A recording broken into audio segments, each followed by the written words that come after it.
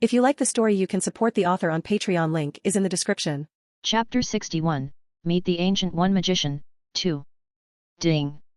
Obtain, Phoenix Force Fragment X5. Got it again? Lorien was taken aback for a moment, and then he could feel his Phoenix Force rising rapidly. First, he had Yafu.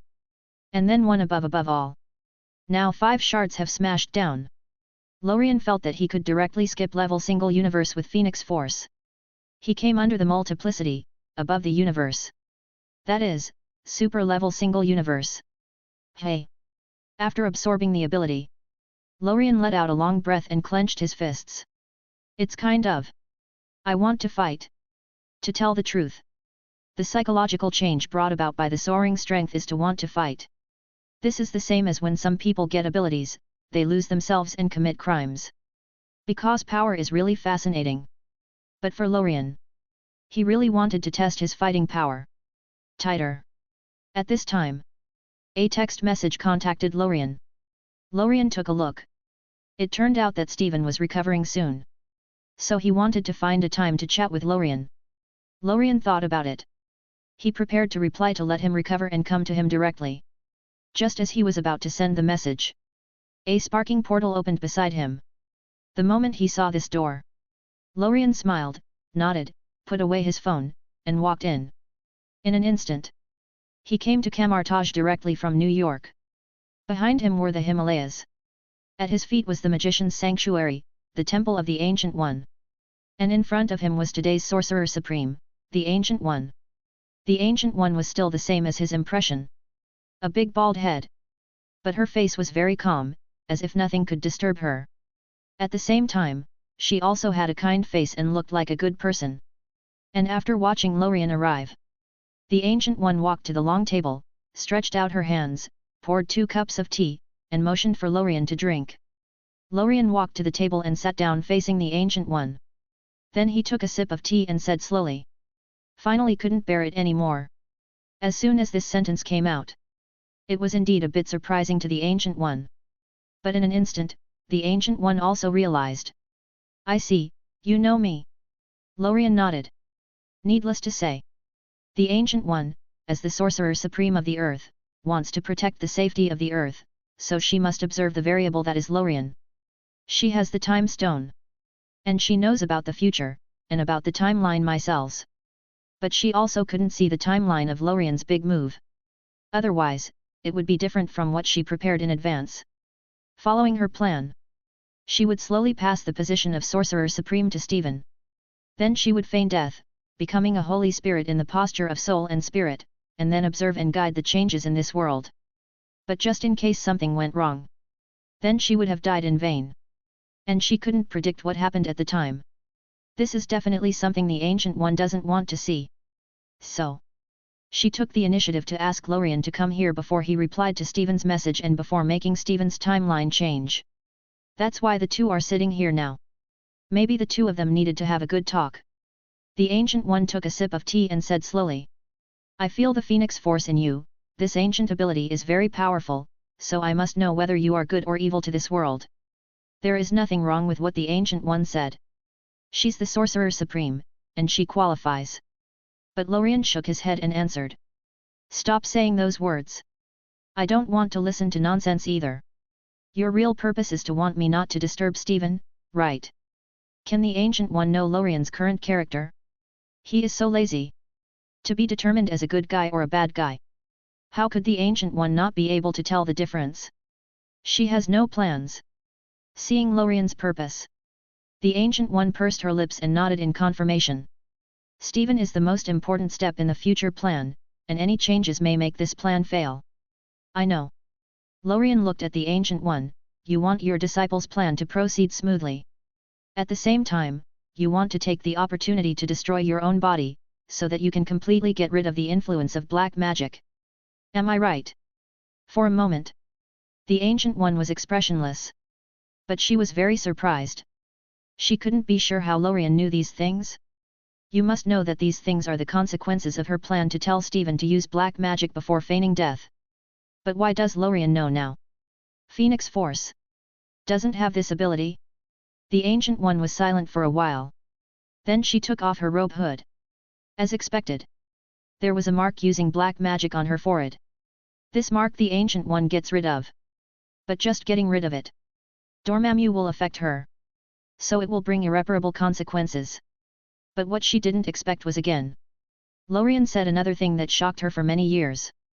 The reason why you want to quickly train Stephen to be Sorcerer Supreme and then fake death. You have two reasons for that. One is to continue to observe the earth with the attitude of the Holy Spirit, and to continue to guide Stephen when necessary. Two is that you dare not use the power in the Book of Vishanti, because it is the last and the most powerful insurance, so you can only take risks and use the power of black magic. Am I right? Ancient One. Lorien's words completely shocked the Ancient One and made her clench her hands tightly. Even her eyes couldn't help but close. Lorien's words. It was equivalent to uncovering all the old secrets of the Ancient One. If the current Ancient One were a villain, then it would be very normal for her to directly kill Lorien and silence him now. But her status as Sorcerer Supreme calmed her down. After a long time, Lorien drank tea in peace. If he didn't have any, he poured it himself. And the Ancient One thought for a long time before she opened her eyes and asked Lorien. If you say this, there is something that needs to be done. Definitely. Lorien put down his teacup, looked at the Ancient One, and said calmly. You don't have to worry about Stephen, he will be more suitable to be the Sorcerer Supreme than the future you saw from the Time Stone. You don't have to worry about the safety of the earth, because you don't need to care about small things, and you don't need to worry about big things. Even if you use the power of the Book of Vishanti, what's the use of a divine book that can only defend but not attack? Yes. The Book of Vishanti, this divine book, has only the strongest defense against white magic. But there isn't any active white magic. So when facing some strong enemies, the Book of Vishanti is just an increase effect. What Lorien said. To say that the Ancient One is a bit worthless. But it's also a brutal fact of the Marvel Universe. And the Ancient One is definitely not convinced now. You mean, I can't protect the Earth? Facing the Ancient One's rhetorical question, Lorien shook his head and took a sip of the tea. If I say that there is a celestial being conceived under our feet, is there any way you can drive it away? If you eliminate it, can you guarantee that you can defend yourself from the revenge of other Celestials? This is the Celestial group. What Lorien said now completely shocked her. A Celestial is under our feet. Chapter 62, Ancient One and Lorien compete. Phoenix Force shot. Yes. No one heard it wrong. Within the earth, there is really a celestial being conceived. But for it to be born, it needs to absorb a lot of vitality. This celestial should have been conceived when the Avengers Alliance was 3. But with a snap of Thanos' fingers, the life force on Earth was suddenly reduced by half. So the birth of this celestial lasted a few more years. Until Tony snapped his fingers and brought everyone back. The celestial hidden in the Earth has just waited for the time to break out of its shell. So within 10 years, either someone stops the celestial, or the Earth is directly destroyed by its birth. But what if you stop it? All celestials are at the level universe. The Ancient One is only at level Godfather. Back then, Odin managed to hold off the Celestials because he borrowed the power of other level Godfathers and used the Destroyer armor to be able to go toe-to-toe with a Celestial. Right. Odin used all his strength and borrowed power. He could only fight a Celestial to a standstill. The Ancient One knew about this. Because one of the people Odin borrowed power from was the Ancient One herself. And the Ancient One saw firsthand the strength of the Celestials. That is simply not an existence that the God of Earth can resist. A level single universe being fighting a level Godfather is like crushing an ant. If Odin didn't have so much equipment and buffs, he would have knelt when he met them. That's why the Ancient One was so shocked after hearing Lorien's words. The Ancient One closed her eyes. She used her psychic power to perceive the earth through the holy place. But she sensed it for a long time, but she didn't find the existence of the cub of the Celestial. Are you sure? The Ancient One asked. It's in the center of the earth, Lorien smiled. Then he stretched out his hand, and the red phoenix force converged in his palm. Lorien then enhanced the Ancient One's perception ability for a short period of time. As expected. After getting the blessing of the phoenix force, the Ancient One probed again. Immediately, she frowned and pursed her lips tightly. Seeing this, Lorien took a sip of his tea. Saw it. The Ancient One nodded solemnly.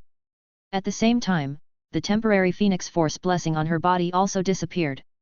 Facing such a big problem, even reading the Book of Vishanti wouldn't help her now. She was originally an Asgardian from Earth. And now encountering this problem made Thanos' issue seem trivial. And Lorien joked. Is there a sense that Thanos' cosmic attrition plan doesn't seem like a bad thing? This problem. The Ancient One thought about it. She really thought about it. Because if they truly reach a desperate situation, it seems that reducing the number of life on Earth is really the last option. Otherwise, it would be better than the Earth disappearing, right? That's why the Ancient One is thinking. But this is not the reason for Lorien's thinking. After drinking the last sip of tea, Lorien put down the cup, stood up, and said. So do as I say, it's your best choice, Ancient One. If I ignore the Earth, you will have to pin your only hope on a group of Eternals who are still living in seclusion. Is this what you want to see? The Ancient One fell into deep thought. She didn't say anything today. Just thinking about it took a long time. But the problem is that the future predicament she knows today is bigger than what she faced before. In front of the Celestials, Dormammu is just a laggard locked in a cell. But the Celestials exist in reality. If this problem is not solved, at most 10 years, the Earth will be gone. And the Ancient One also knows that it is basically impossible to solve the problem of the Celestials within 10 years. Not even a few more Sorcerer Supremes. Quantitative changes cannot affect qualitative changes. A level single universe being can crush a level Godfather casually. Then hope only. The man in front of her? The Ancient One pursed her lips. This feeling of pinning her hopes on someone else made her a little uncomfortable. But there was no way. And she didn't know Lorien's true strength. So. The Ancient One raised her head and stared at Lorien, with a look of determination flashing in her eyes. And Lorien already sensed her intention. Is this a coincidence? Lorien smiled, stood up, and patted his body. Ancient One, your idea is exactly what I want. The Ancient One nodded, waved her hand, opened a portal, and said softly. Defeat me, and you will become the Godfather of the Sorcerer Supreme. The holy place will be led by you. The magicians will all obey your orders. Even if Stephen becomes the Sorcerer Supreme in the future, his rights in the holy place will be under yours. It's a bet. As long as Lorien wins, the holy place will almost belong to him. And he will become the highest existence in the magician world. Even the Sorcerer Supreme will bow to him. Stephen will also be inexplicably lower in seniority. Lorien thought about it. This holy place may really be useful for him. But it's still winning by the way. So, it's okay even if I put a person into study. Definitely, the Ancient One nodded. It's all up to you.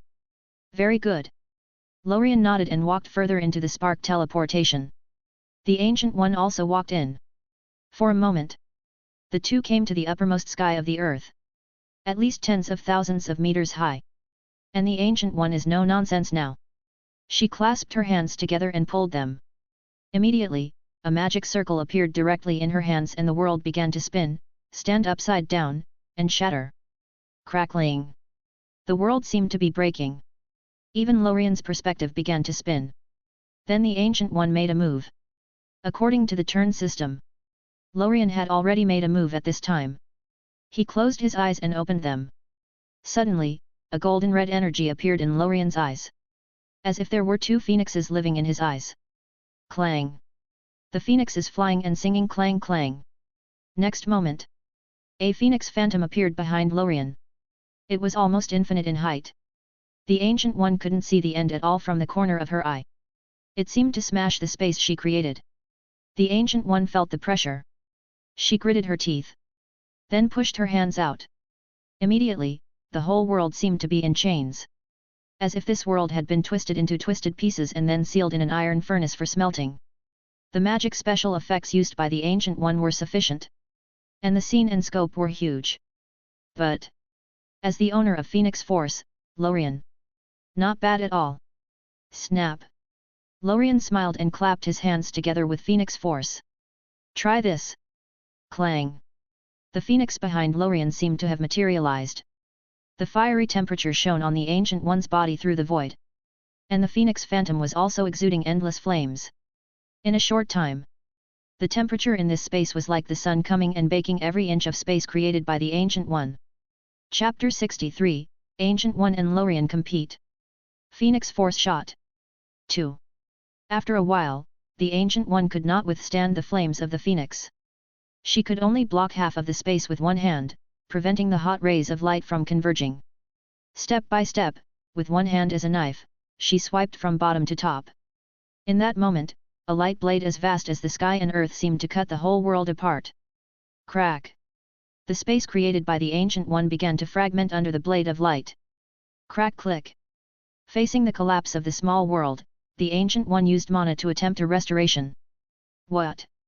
She discovered that after the restoration, she couldn't control the edges of the world that the light blade had cut through. The two edges seemed to be eroding her own small world like a virus. The Ancient One was stupefied, murmuring, "How did you do it?" Lorien had just demonstrated not only the destruction of others' magic but also the erosion of it into his own. This meant that once Lorien's erosion was complete, the magic created by others would be used against them. For others, this would be impossible to figure out, no matter how much time they spent.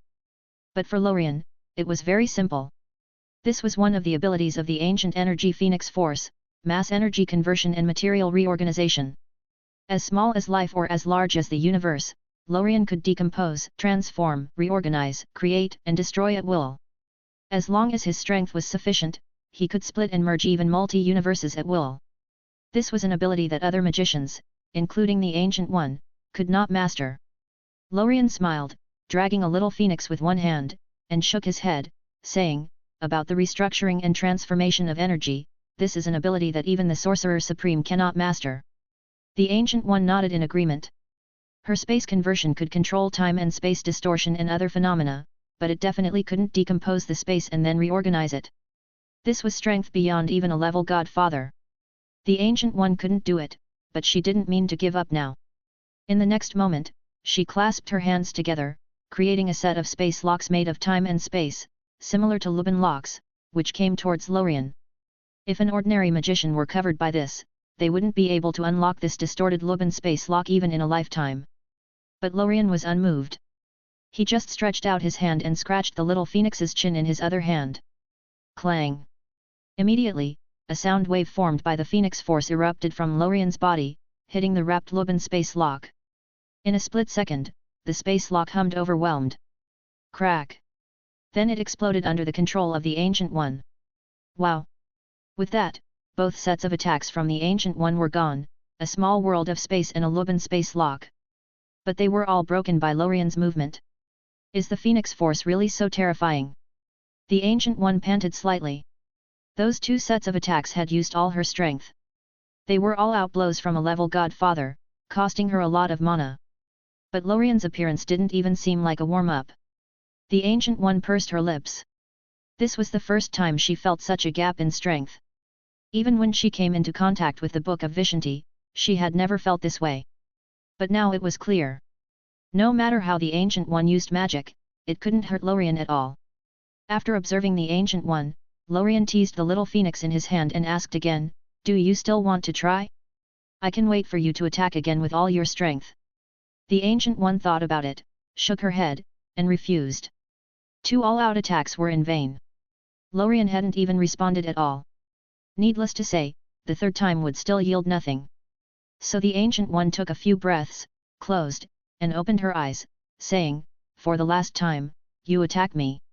This problem made Lorien really think. He didn't know the Ancient One's defensive power. What if he killed her all at once? The Phoenix Force could crush people to ashes, burning spirit and soul until nothing remained. Lorien reminded her seriously, "You will most likely be seriously injured." "I understand," the Ancient One replied, obviously taking this defense seriously. "But I want to know whether you are qualified to conquer me." This conquest referred to completely convincing the Ancient One to hand over the holy place to Lorien without reservation. So Lorien nodded after hearing this. He looked at the little phoenix in his hand, reached out, and let it go.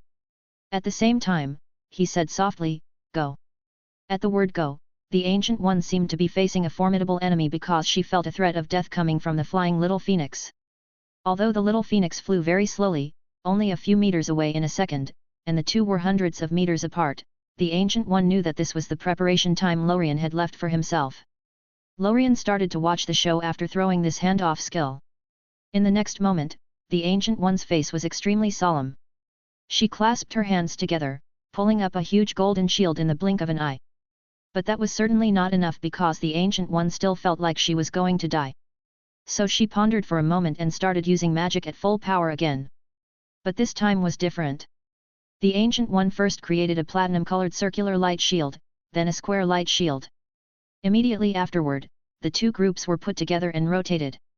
Lorien saw it and understood it in seconds. Yes, it is a normal choice to use the power of the Book of Vishanti. Yes, the Ancient One had used the power of the Book of Vishanti. Otherwise, she felt like she was going to die. But the Ancient One could still feel a slight threat to her life. There was no way. The Ancient One used magic again. And this time, she used the power of the Time Stone. Instinct told her she couldn't do without the Infinity Stones. A random blow from a level single universe really couldn't be resisted by a level Godfather. So after using the power of the Book of Vishanti, the Ancient One set up another layer of green time shield. This shield could quickly volatilize the power of the attack, making the attack weaker. By now, the light shields all over the Ancient One's body almost covered the Himalayas. These light shields were hundreds of meters high. From a distance, it looked like several barriers opened at the same time. The current situation in the Himalayas was also discovered by Kamartaj. In the temple of the Ancient One, the first magician suddenly stopped and looked up at the sky. Then the second, third, fourth. After a while, almost 80% of the magicians in Kamartaj stood in place, looking at the sky. That's the Himalayas. And there was exactly where the Ancient One's shield fit. What happened? What happened there? Why is there such a big spell shield? Is there a big fight going on? Who's fighting there? The Sorcerer Supreme. Everyone started whispering and discussing. Comparing such a great magic was almost impossible for them to achieve in a lifetime. Not to mention the magic shield hundreds of meters high. Even a few meters long was difficult for them to achieve. Wang, who had just come out of his room, was taken aback when he saw the magicians outside. Then he looked towards everyone's perspective, towards the Himalayas. As a result, he was startled and began to order loudly in panic. Magicians! Assemble! Put up the barrier of the temple. The aftermath is coming. The aftermath of this attack will also destroy the sword of the city. Chapter 64, Sorcerer Supreme Godfather. Wang exclaimed. Quick, start the barrier. Activate the barrier. Everyone rushed to tell each other. Soon, most of the magicians raised their hands and used their mana to activate the temple barrier. At the same time, a light shield about the same size as the Ancient One magician was propped up in Kamartaj. This barrier was composed of multiple small shields and a large shield. The golden pattern on it was exactly the same as the light shield in Avengers Endgame. These light shields could theoretically even withstand a nuclear bomb. That is to say, as long as there is no meteorite falling on the Earth, these light shields can almost stop anything. And on the other side, under the Ancient One magician's imminent threat, the little phoenix that condensed Lorien's phoenix force gradually flew to the light shield of the Ancient One.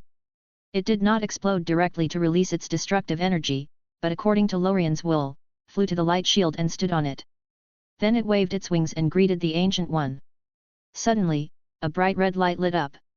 The Ancient One immediately lowered her head. She couldn't look directly at the terrifying explosion light of the phoenix force. What's more, it was still so close. Kang! At the same time, the song of the phoenix resounded through the heavens and the earth. Sound and light appeared simultaneously. The terrifying power of destruction also erupted. Boom! The whole world seemed to shake. The whole world seemed to be dyed red in an instant by Lorien's burst of energy. The time now was sunset, but suddenly it became even redder red as blood. Crack! At this time, the Ancient One's first light shield shattered. That was the shield of time, the defense that could weaken the Phoenix Force attack to the greatest extent. Lorien saw this from afar and felt that the opponent's defense was okay. But the next moment... Crack! Crack! Crack! Without the weakening effect of the shield of time, the terrifying destructive power of the Phoenix Force made the remaining light shields of the Ancient One magician as fragile as paper. As soon as the shield of time disappeared, the remaining light shields began to break one after another. The Ancient One stabilized her mind and used all the mana in her body to maintain the last shield. But the destructive power of the Phoenix Force was truly terrifying. Even the shield that the Ancient One fully maintained was as fragile as an eggshell under its power. Crack! Her last light shield shattered with a click. It was too late for the Ancient One to react, and the remaining destructive power poured directly onto her body. Boom! In the next moment, a figure in a yellow robe traced across the horizon after the explosion and was directly bombarded onto a mountain in the Himalayas. Boom! The ensuing avalanche buried the Ancient One directly. This was simply killing people and burying corpses. Lorien also flew over when he saw this. He then stretched out one hand in the air and pulled. The Ancient One was dragged out as if by an invisible force, wearing her robe but completely feeble. An invisible big hand held her waist from behind and picked her up. The final blow had taken all her strength to defend against, and now her whole body was exhausted and weak. Anyone could do whatever they wanted. Crack! But Lorien snapped his fingers, and a burst of red energy entered the Ancient One's body.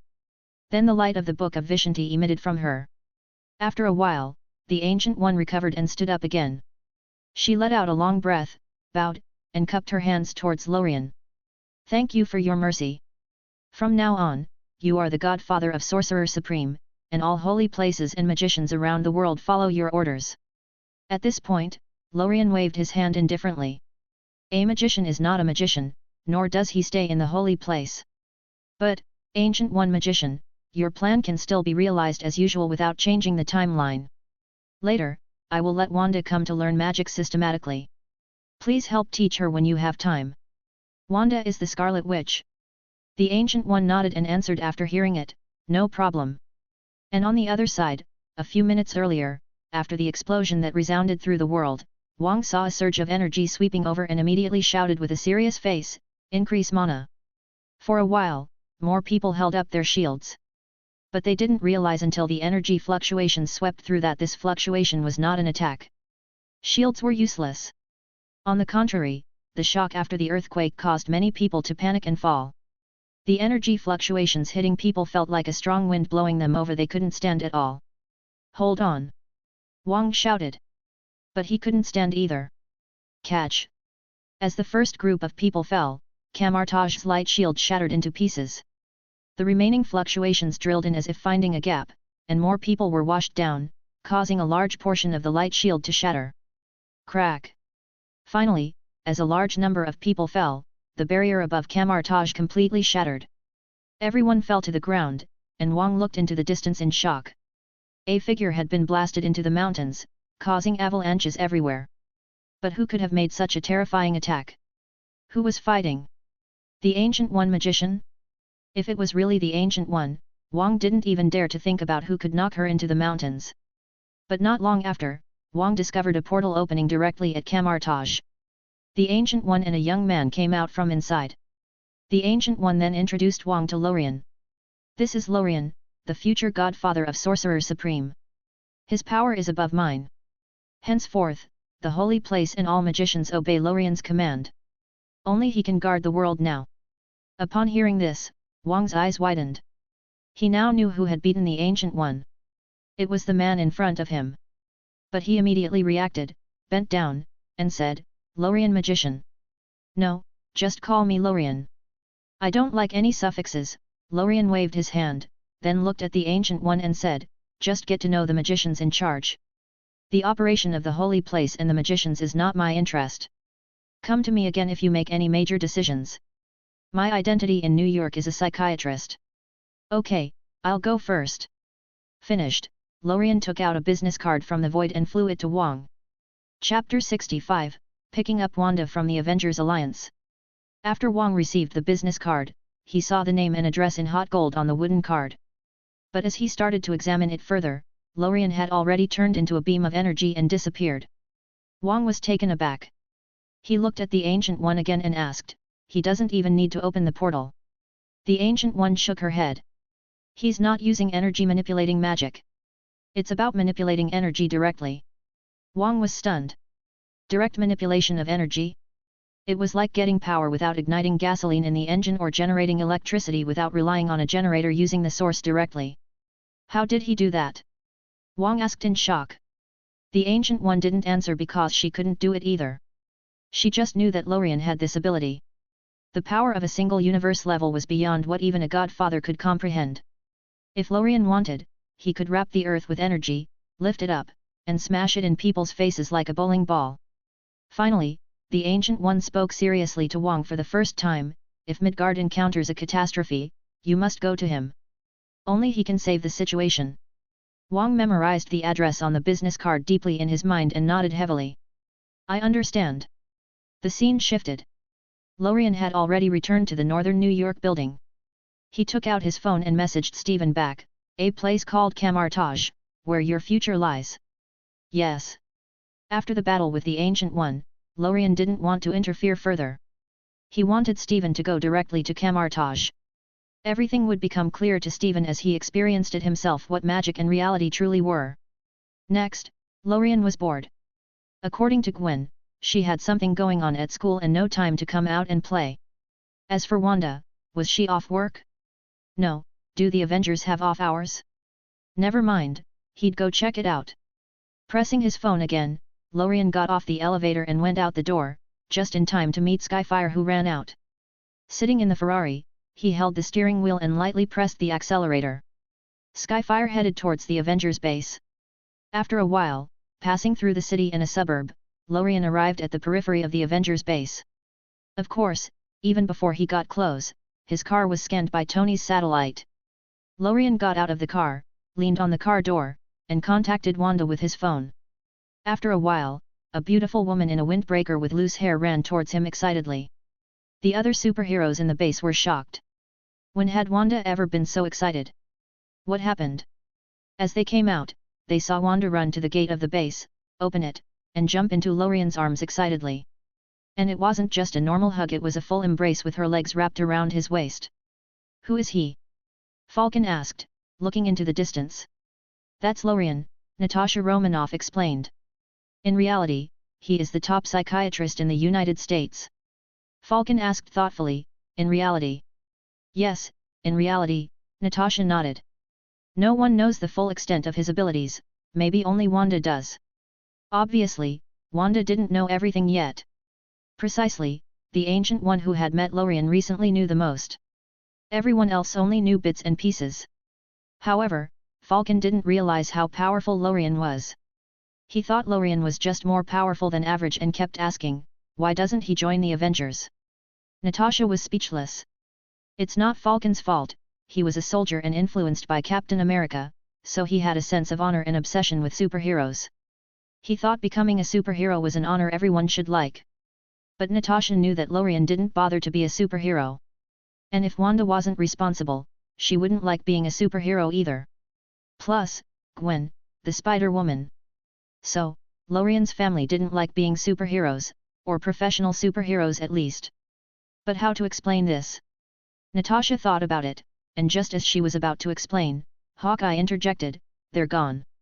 Yes, the scene changed. Lorien had already left with Wanda. Seeing this, many male superheroes had mixed feelings. It was like the guy from the class next door taking the girls from your class. Or more ruthlessly, a guy from outside the school taking the girls from your class.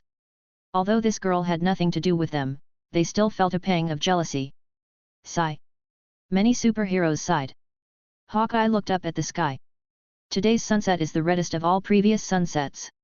Hearing Hawkeye change the subject, every superhero nodded. It's quite red. I've never seen such a red sky in my life. Oh, I want to go for a walk. In the reddest sunset in history, a Ferrari was driving along the beach at a constant speed. While enjoying the sea breeze, Wanda watched the sunset in the distance. What a beauty! Lorien held the steering wheel with one hand and rested his other arm on the car window. Such a sunset, as long as you send a lot of energy to the sky, you will have it. Wanda blinked and asked, puzzled, why? Because that's what I did, Lorien replied. Wanda didn't doubt him at all. Instead, she happily asked, then you took the initiative to pick me up because you did this for me. Adhering to the idea of not lying, Lorien nodded and shook his head. At least half of it is for you. That's enough. Wanda hummed happily. Lorien looked at this sensible and enthusiastic girl and hummed happily as well. This was the life he liked. The days of fighting and killing were just decoration. The two hummed for a while. Then Wanda started talking about what she had encountered in the Avengers. For example, Captain America and Tony were fighting again.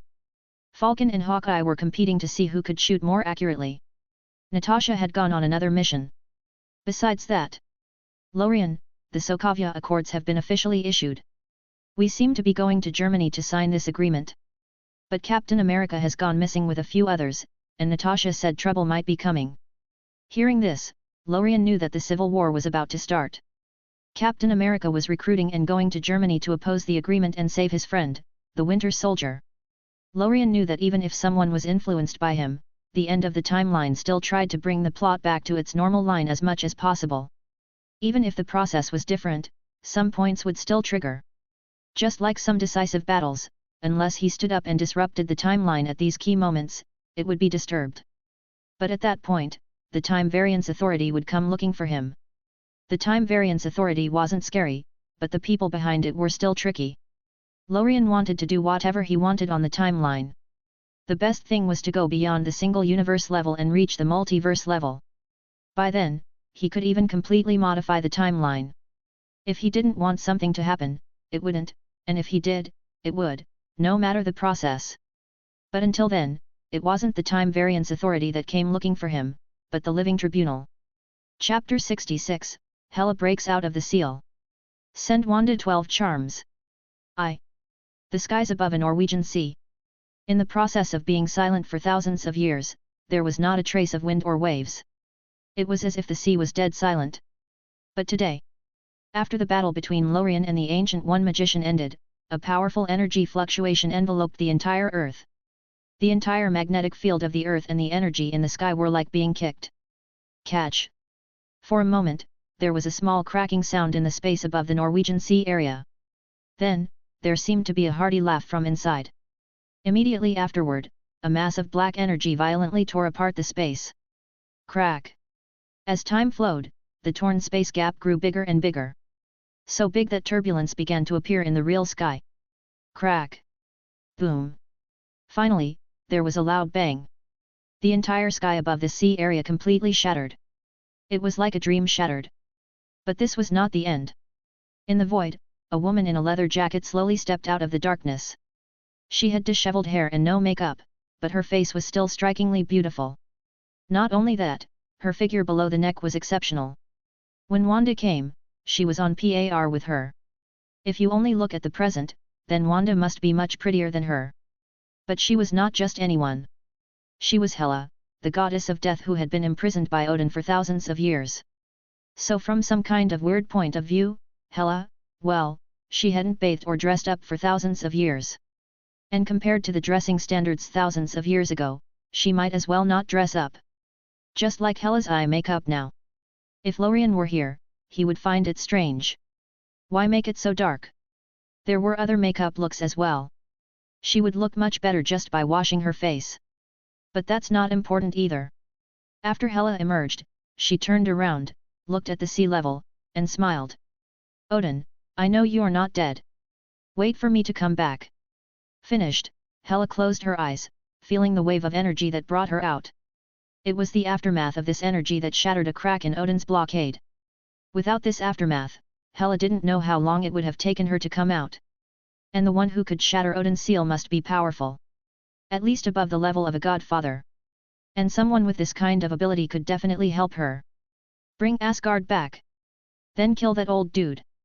Finally, she, Hela, would ascend the throne of Asgard. Thinking of this, Hela smiled charmingly. She couldn't wait to see this picture. For this purpose, she could sacrifice anything. That's all. Hela walked to the beach, feeling the aftermath of the battle between Lorien and the Ancient One. After a while, Hela opened her eyes in shock. Phoenix Force. Yes, Hela knew the Phoenix Force. Although she had never seen, felt, or known it, she had read about it in a story. It was clearly written. Phoenix Force is the most ancient energy in the universe. It has existed since the beginning of the universe. Any host of the Phoenix Force that reaches the extreme has the ability to decompose, transform, recombine, create, and destroy the universe at will. This sentence left a deep impression on Hela at the time.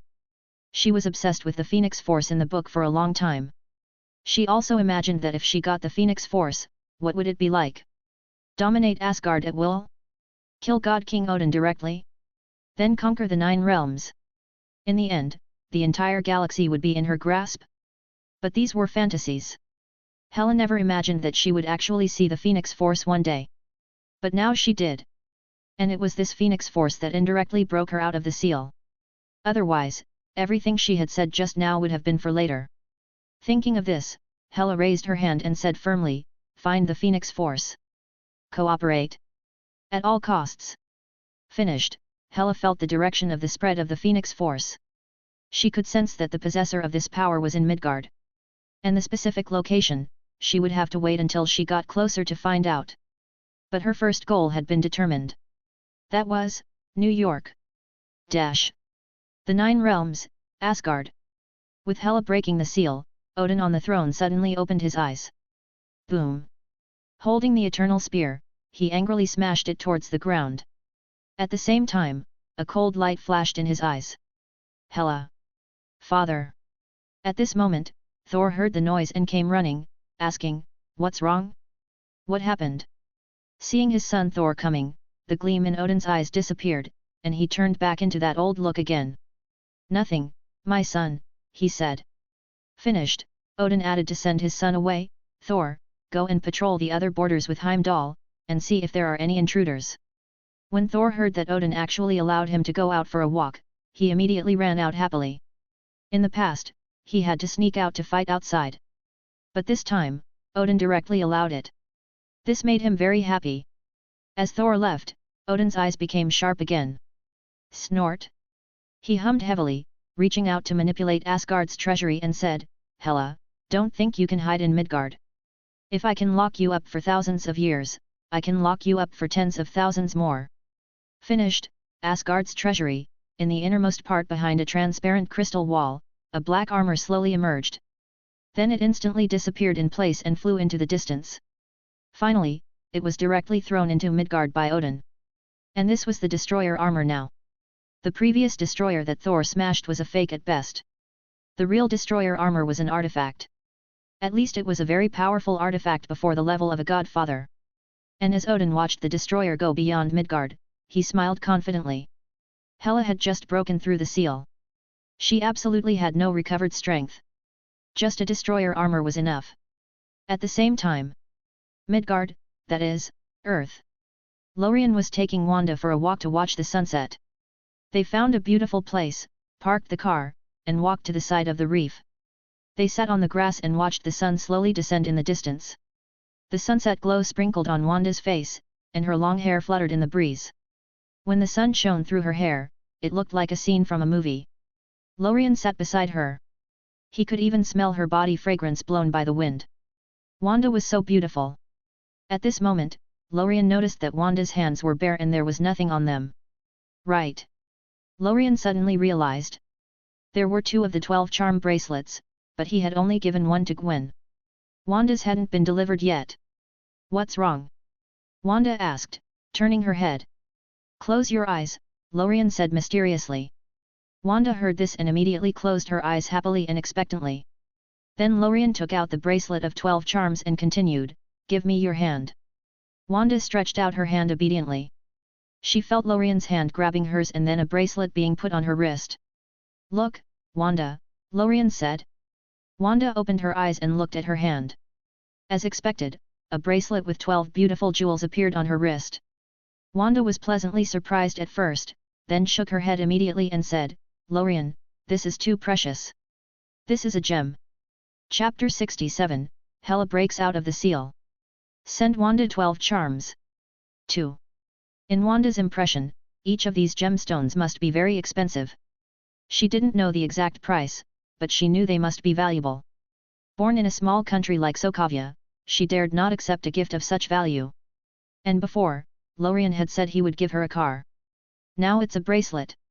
She wondered if she could afford it even if she sold herself. When Wanda was by Lorien's side, she still thought of herself as an ordinary girl in her heart.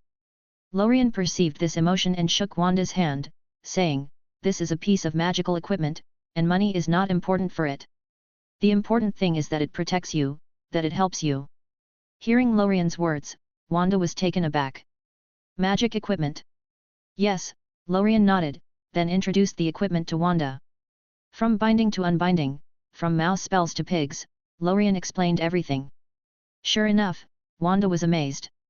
Then I can fly? Wanda couldn't help asking. It seemed that Wanda's first interest was flying. Lorien nodded, then you have to use the rooster charm.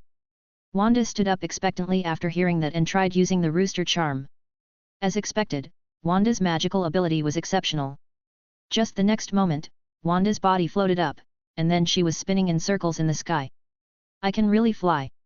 Seeing Wanda's happiness, Lorien reminded her, if you use the rabbit charm at the same time, you can even fly at supersonic speeds. I'll try. Wanda immediately used the spell again. The result was the next moment, as soon as Wanda used the rabbit charm, she shot headlong toward the sea. Lorien was taken aback. Before he could act, Wanda had already plunged into the ocean. Lorien couldn't help laughing but still used his energy to bring Wanda up from the sea. Clatter. After taking Wanda to the shore, seeing her pitiful appearance, Lorien wanted to laugh. But Wanda said in surprise, "You really know magic, Lorien? No wonder I fell in love with you the first time we met." Seeing Wanda happy again, Lorien brushed her messy hair away and smoothed it out. "Shall I use magic to dry you?"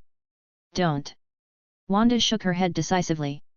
"I made it myself, and I have to solve it myself." "All right." Lorien could only take off his coat and put it on Wanda. Then Wanda just stood there, trying to dry herself with magic. Scarlet energy gushed from her body, quickly carrying away the moisture on the surface. After a while, it was done. "How?" Wanda asked expectantly. Lorien pursed his lips and finally nodded in evaluation. "No skills, all ability." "You?" Wanda didn't react at first. Then, after listening carefully, she realized and angrily hit Lorien with a small fist. Then she whispered, "In that case, the bracelet will be even more expensive. How can I repay you?" "It's very simple." Lorien flicked his hand and gave an example. "You owe me, and you will work for me after you're no longer a superhero in the Avengers Alliance.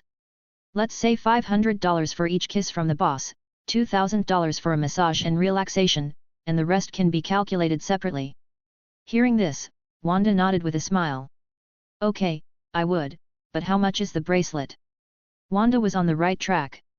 Lorien sat on the grass, propping one hand behind his back and raising the other hand to draw a horizontal 8 symbol, indicating infinity. "The value is infinite, meaning you have to work for me for the rest of your life." This sentence seemed very capitalist, but the clever Wanda knew the potential meaning at once. She jumped on Lorien all at once. Then forever. She had just finished when Lorien knew what Wanda wanted to do. "Ah!" So, Lorien hugged Wanda. Then he rolled over to restrain Wanda. His coat became a cushion. The two of them lay on the grass, Wanda's hair spread out on the turf. After a while, Wanda patted Lorien's shoulder, and he finally let her go. Wanda took a deep breath, her eyes full of the ocean. Lorien reached out and pinched Wanda's cheek. "Are you still acting arrogant? Stop being arrogant," Wanda said weakly. Lorien pinched her earlobe again, and Wanda immediately shrank her neck.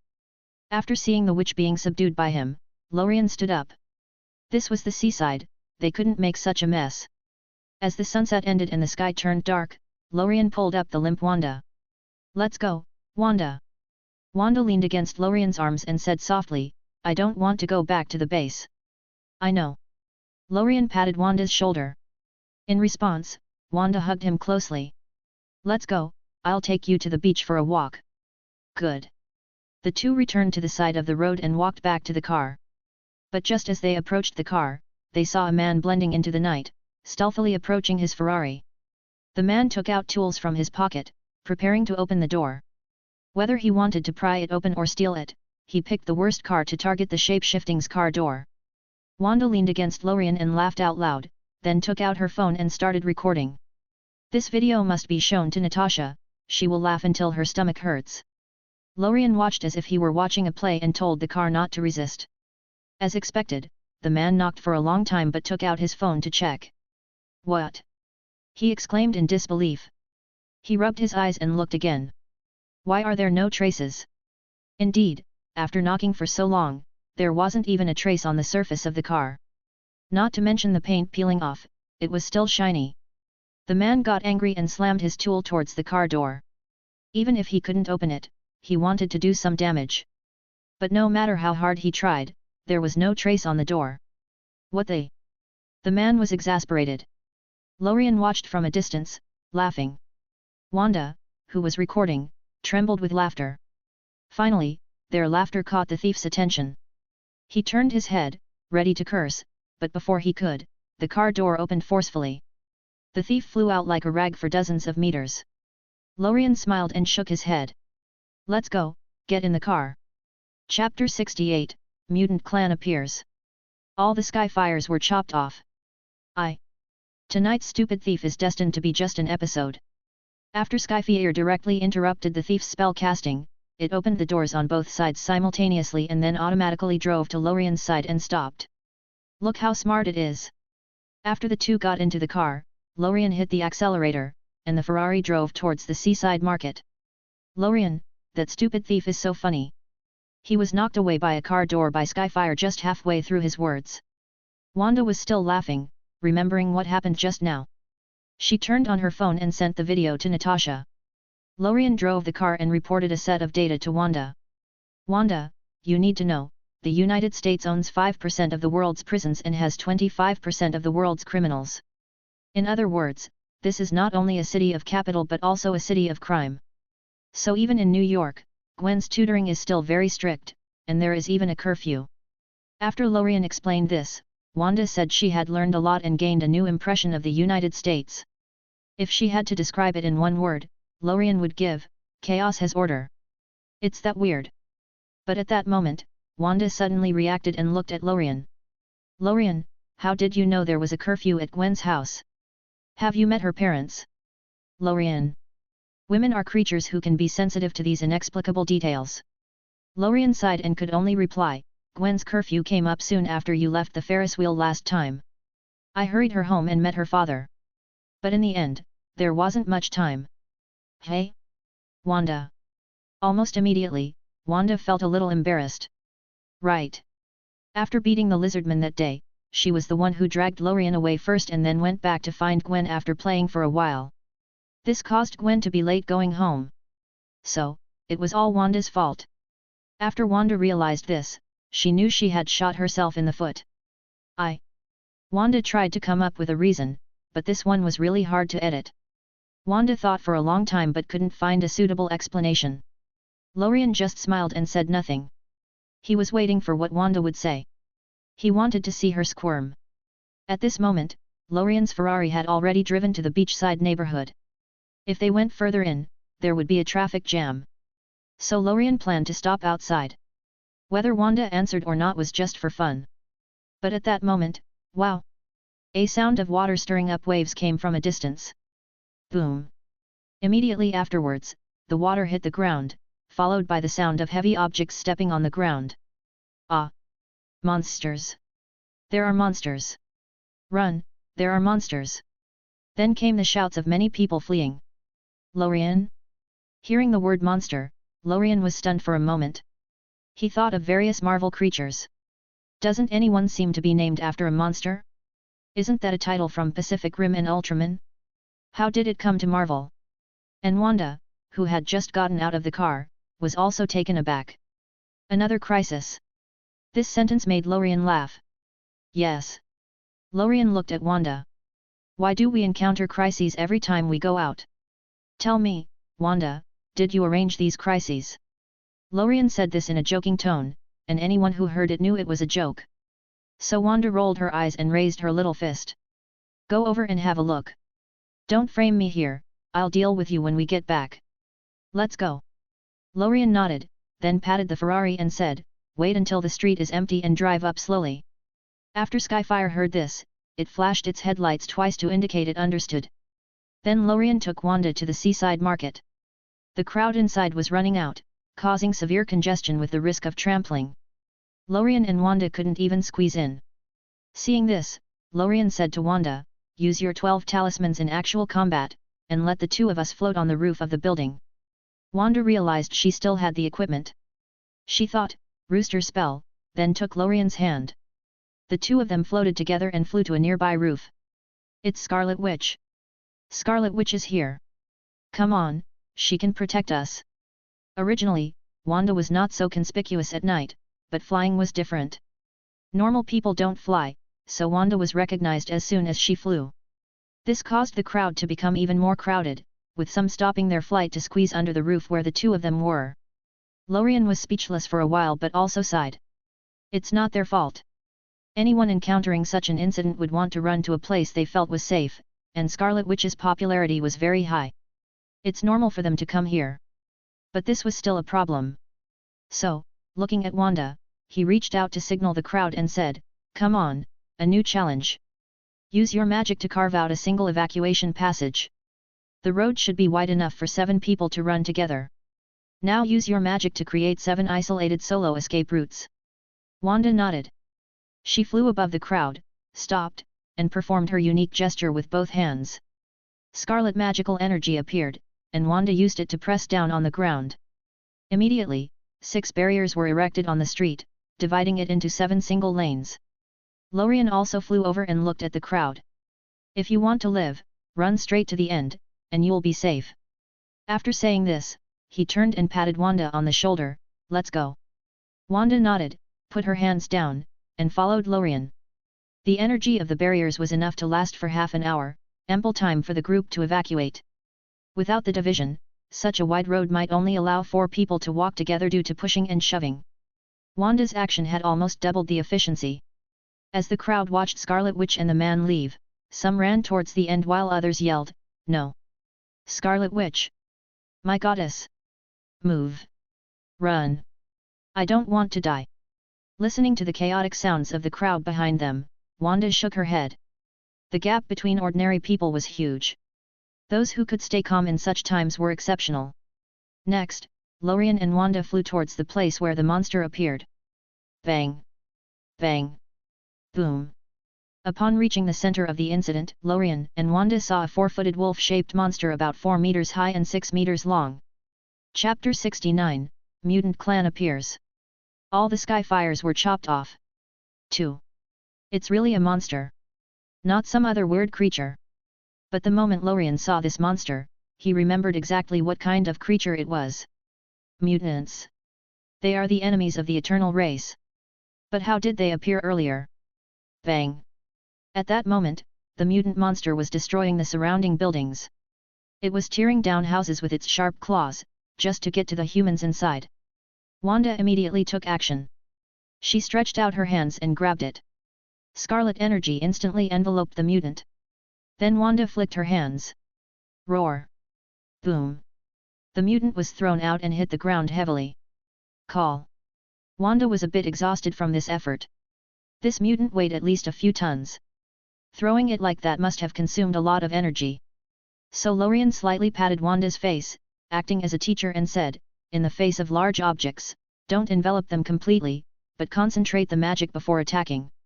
Finished. Lorien spread out one hand. Energy condensed into fists, hammers, and long swords appeared in his hands.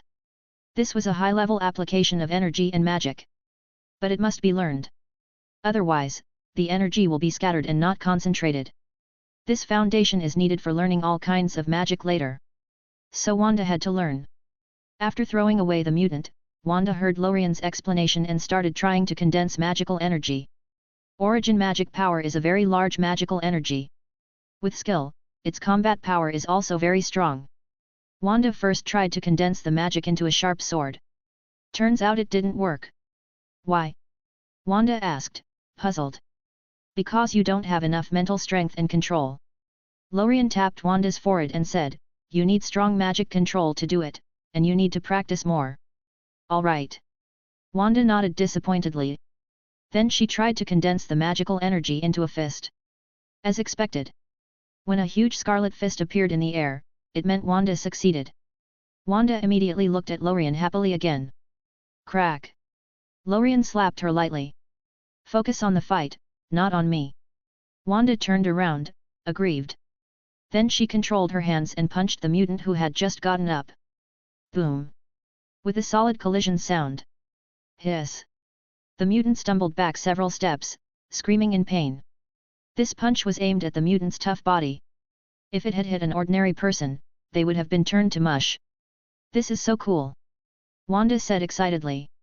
She raised her fist again and continued punching. Bang! Bang! Bang! A flurry of punches with no technique followed. The mutant was beaten back again and again, unable to do anything. What could it do? It couldn't take a few steps before Wanda's remote-controlled fist punched it back. The assassin can't get close to the magician. Are you angry? By this time, most of the crowd had already evacuated from the market. The lights of a sports car flashed not far away. It was Skyfire, slowly approaching.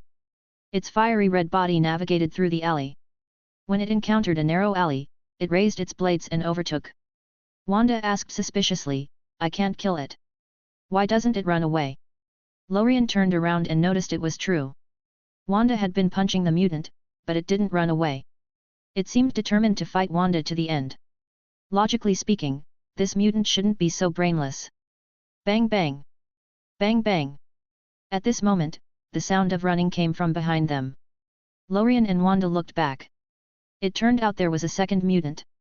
No wonder the beaten one didn't run away. It was stalling for time, giving the second one a chance. Wanda was obviously a little flustered facing mutants from both directions. The fists condensed with magical energy scattered slightly. The colors faded. But Lorien patted her head. Don't panic, concentrate on the one in front of you. With Lorien's reassurance, Wanda calmed down immediately. She focused on dealing with the one in front of her, ignoring the one behind. Even as the sound of its running grew louder, Wanda fully trusted Lorien. But Lorien remained unmoved. This level of threat didn't need his intervention. It wasn't worth wasting energy on. Skyfire, take care of it. Woo! Ting ding ping! The moment Lorien gave the command, the sound of Ferrari transforming came from beside them. Skyfire accelerated. The Ferrari drove straight ahead, transforming mid-air. Finally, it rushed directly towards the mutant. Skyfire didn't waste time drawing its sword. It grabbed the mutant's head with both hands and began to beat it. Boom! The 9-meter-tall transforming robot pummeled the 4-meter-tall mutant. Do you know what this means? The difference between them was more than double. Even if this mutant stood up, it wasn't as tall as Skyfire. Even with its strong physique, it was no match for Skyfire's steel body. Bang bang squirt! As expected. When Wanda turned her head curiously, she saw Skyfire riding on the mutant, beating it mercilessly. Lorien stood beside her, arms crossed, watching like he was at the cinema. It was a 3D, real panorama. Lorien, I can't kill this monster, Wanda said, a little out of breath. It's okay. It's normal if you can't kill it. Skyfire will finish it off, Lorien reassured her, watching the scene. This is a mutant, a special race hidden on Earth.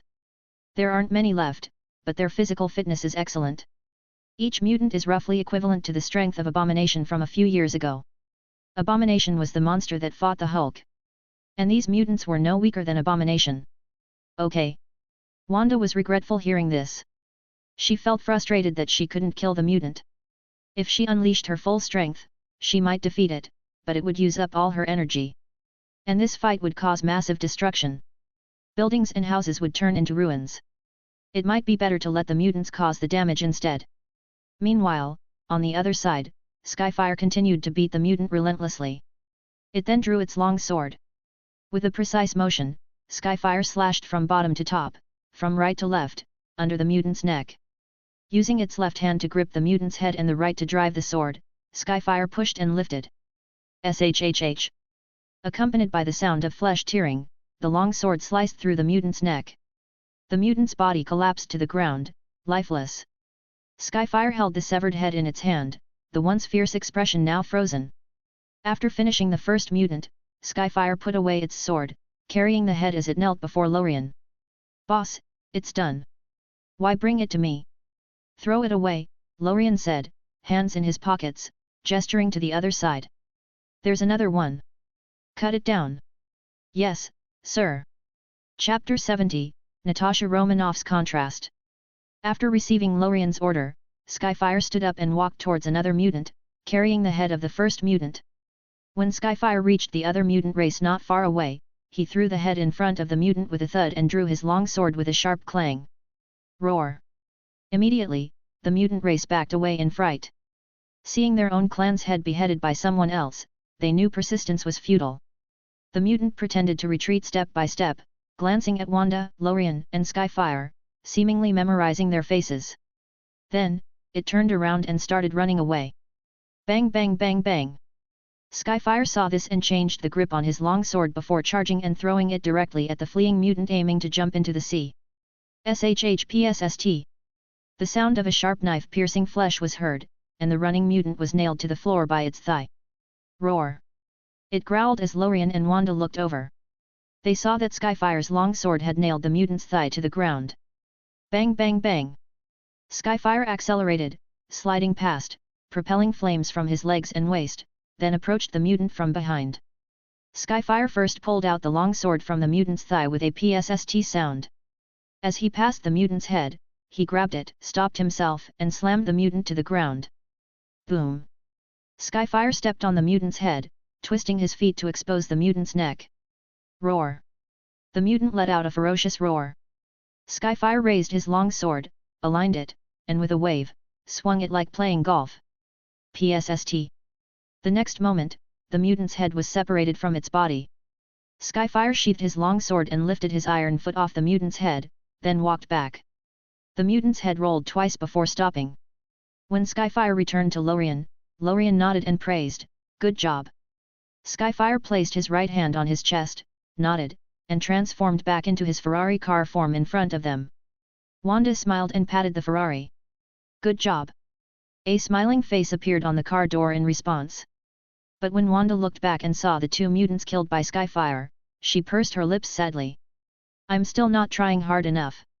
Does Wanda think she has worked hard? Certainly. When she isn't working and is at home, Wanda practices her origin magic power alone. However, without systematic training, magic tools, books, balls, or staffs, she can't get effective training. She can only use her strength to lift heavy objects and perform simple attacks repeatedly. What experience can this bring? It's like being stuck in kindergarten while others progress through school. So Wanda's situation isn't her fault, she just lacks a good learning environment. That's why she improved so quickly after learning another witch's spell and getting the Darkhold in Westview Town, eventually surpassing 2 Sorcerer Supremes. The importance of a guide is paramount. Seeing Wanda's loss, Lorien rubbed her head and smiled. "It doesn't matter. I have contacted a magician's holy place. When you're free, I will send you there to study systematically. A pretty good female magician will teach you." "Really?" Wanda hugged Lorien excitedly. "That's great. You are my god, Lorien. I love you to death." Lorien touched Wanda's cheek. How could it be so boastful? He hadn't finished when Wanda covered his mouth. Why is this girl so active? She would face consequences another day. In the seaside market, near the corpses of the two mutants, Lorien and Wanda held each other by the headlights of a Ferrari. Tighter tighter. The helicopter arrived, and so did the police cars. Lorien and Wanda parted ways. Accompanied by the sound of wheels and helicopter blades, police cars lined up slowly, and the helicopter landed on a nearby platform. At that moment, another steel armor, similar to Tony's, flew in from afar and landed with a bang. As soon as its mask opened, it revealed a funny face, Tony's good friend, War Machine, Rhodes. Natasha Romanoff got off the helicopter, walked to Lorien and Wanda, and laughed. "Wanda, your video is so funny," Tony couldn't help laughing. "But why are you always so unlucky, encountering crises every time you date?" During the conversation, Natasha Romanoff's sharp eyes noticed the bracelet on Wanda's hand. Knowing it was from Lorien, she instinctively knew it was no ordinary bracelet but likely a treasure. However, Wanda, holding Lorien's arm, answered sweetly, "Is this considered overtime? Then I need to earn more wages to buy delicious food and clothes for my Lorien." For a moment, Natasha Romanoff threw her head back as if critically struck, slightly opening her mouth and closing her eyes as if she couldn't stand it. On the other side, War Machine looked at the two mutant corpses and scanned the area. He then went back to Sheriff George and said, "The dead can't die anymore. But this kind of creature seems powerful, and bullets cannot penetrate the skin. More data must be collected for autopsy." After George nodded and watched Rhodes go to Natasha, he noticed Lorien. "Black Widow, War Machine, Scarlet Witch, all talking and laughing with Lorien. This meant Lorien's identity was even stronger than he knew. Otherwise, how could superheroes be so friendly with him? George realized Lorien must be considered equal to superheroes. But did Gwen know this? George thought deeply, planning to chat with Gwen after returning home. Sheriff Stacy, I think you need to come and see for yourself. Hearing the police call, George came to his senses. Okay, here I come. On the other side, after listening to Rhodes' report, Natasha Romanoff looked at Wanda and asked, Wanda, do you have more detailed information? This fight looked like Wanda was involved, so Natasha asked Wanda first. But Wanda looked at Lorien after hearing it, silently asking with her eyes if she could speak. Lorien nodded. Speak. Wanda then explained to Natasha Romanoff, these two monster races are called mutants. They emerged from the sea and have incredibly strong physical abilities. Even my magic can't kill them accurately. Lorien said that their physical fitness is no worse than the Abomination back then, and their fighting power is even higher than the Abomination. After getting the information, Natasha nodded before reacting. Wait, Wanda, are you saying you can't kill them? Who killed them then? Rhodes also noticed this. He touched his iron chin, looked at the two mutant corpses in the distance, and reacted. The corpses of the two monsters were all beheaded. There doesn't seem to be anyone with this kind of ability in. It was only then that Rhodes and Natasha realized that this crisis was not solved by Wanda, but by other combat forces. Who could that be? For a moment, both Rhodes and Natasha looked at Lorien. Lorien put his hands in his pockets and tilted his head to signal to the Ferrari behind him. Skyfire flashed its lights twice to indicate it was him. Natasha and Rhodes were shocked. My God! Natasha's eyes widened. Rhodes, not fully aware yet, asked with certainty, are you sure it was a Ferrari that killed them? He gestured, indicating a car beheading two monsters. Ting ding ping. After obtaining Lorien's consent, under everyone's gaze, Skyfire transformed and stood up. Various car parts moved, forming a perfect mechanical combination. When the 9-meter-high Skyfire stood up, both Natasha and War Machine could only look up, feeling immense pressure. One of Skyfire's hands hung down while the other rested on the handle of a sword. Natasha saw clearly it was this sword that cut the two monsters. See clearly? Lorien asked with a smile. Natasha and Rhodes nodded at the same time. Then Lorien waved his hand. Ting ding ping. Skyfire transformed back into the Ferrari. Rhodes' pressure eased, but he felt a thrill only a car enthusiast could understand. This is great! Rhodes exclaimed, my God, I'm sure this is the best car in the world. None can compare. Rhodes looked at his hands. If I wasn't in this armor, I'd touch it. Maybe even kiss it. Skyfire. Hearing Rhodes' enthusiasm, Ferrari wanted to reverse. If it couldn't, it might chop Rhodes off before he kissed it. Lorien initially agreed with Rhodes touching it, but kissing? No way. Next, the police brought reporters to interview the superheroes. Wanda looked at Lorien, who told her to go ahead, saying he didn't have time for Q&A. Rhodes, being military, was interviewed too. Natasha didn't need to be, two were enough. However, Natasha asked suddenly, is the mutant race an alien race? Lorien looked at Wanda, who was being interviewed, and nodded. Yes. Do you know about mutants? Then can you talk to me? Lorien glanced at Natasha as if to say, why should he? Was she prettier than Wanda? Better at contrast and burn than Wanda? Seeing Lorien was too lazy to speak, Natasha thought about what Wanda would say to amuse him. Lorien is very caring.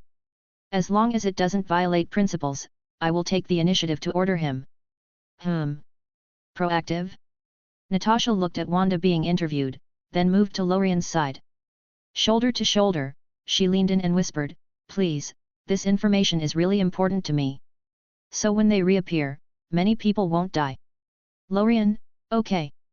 Lorien turned slowly, looking at Natasha Romanoff in disbelief. Good guy, didn't expect you to be this kind of person. You're burning. I like burning, but being burned? Seeing Natasha's sincerity, Lorien turned his head, continued looking at Wanda, and said slowly, you just need to know they are mutants. The way to deal with them is to push them back with strong firepower. Definitely, their presence is traceable. Is there a trace? Natasha pricked up her ears. What do you think? Their appearance is due to nearby super abilities. They hunt super-abled people, not necessarily superheroes but must be super-abled. Like Wanda and her brother, or magicians. Natasha suddenly realized. She quickly noted this key information. They could locate these monsters through superhero registration. As long as these monsters appeared, they were near superheroes. I see, Natasha Romanoff nodded, returning to her old heroic self, very sassy, capable of leading women. Lorien glanced at her. Good guy, there's really a contrast. I'll meet you some other day. After a while, Wanda and Rhodes returned from the interview. Wanda, listless, hugged Lorien and howled. Lorien, there's a press conference later since this is a new type of monster. I have to leave. So miserable. Natasha sympathized. How can something happen as soon as they're out on a date? It's annoying to think about. Lorien patted Wanda on the back. It's okay, I don't have time today. We still have tomorrow, the day after tomorrow, and so on. Unless I'm unlucky enough to be dead tomorrow. No nonsense. Wanda quickly covered Lorien's mouth, glaring at him.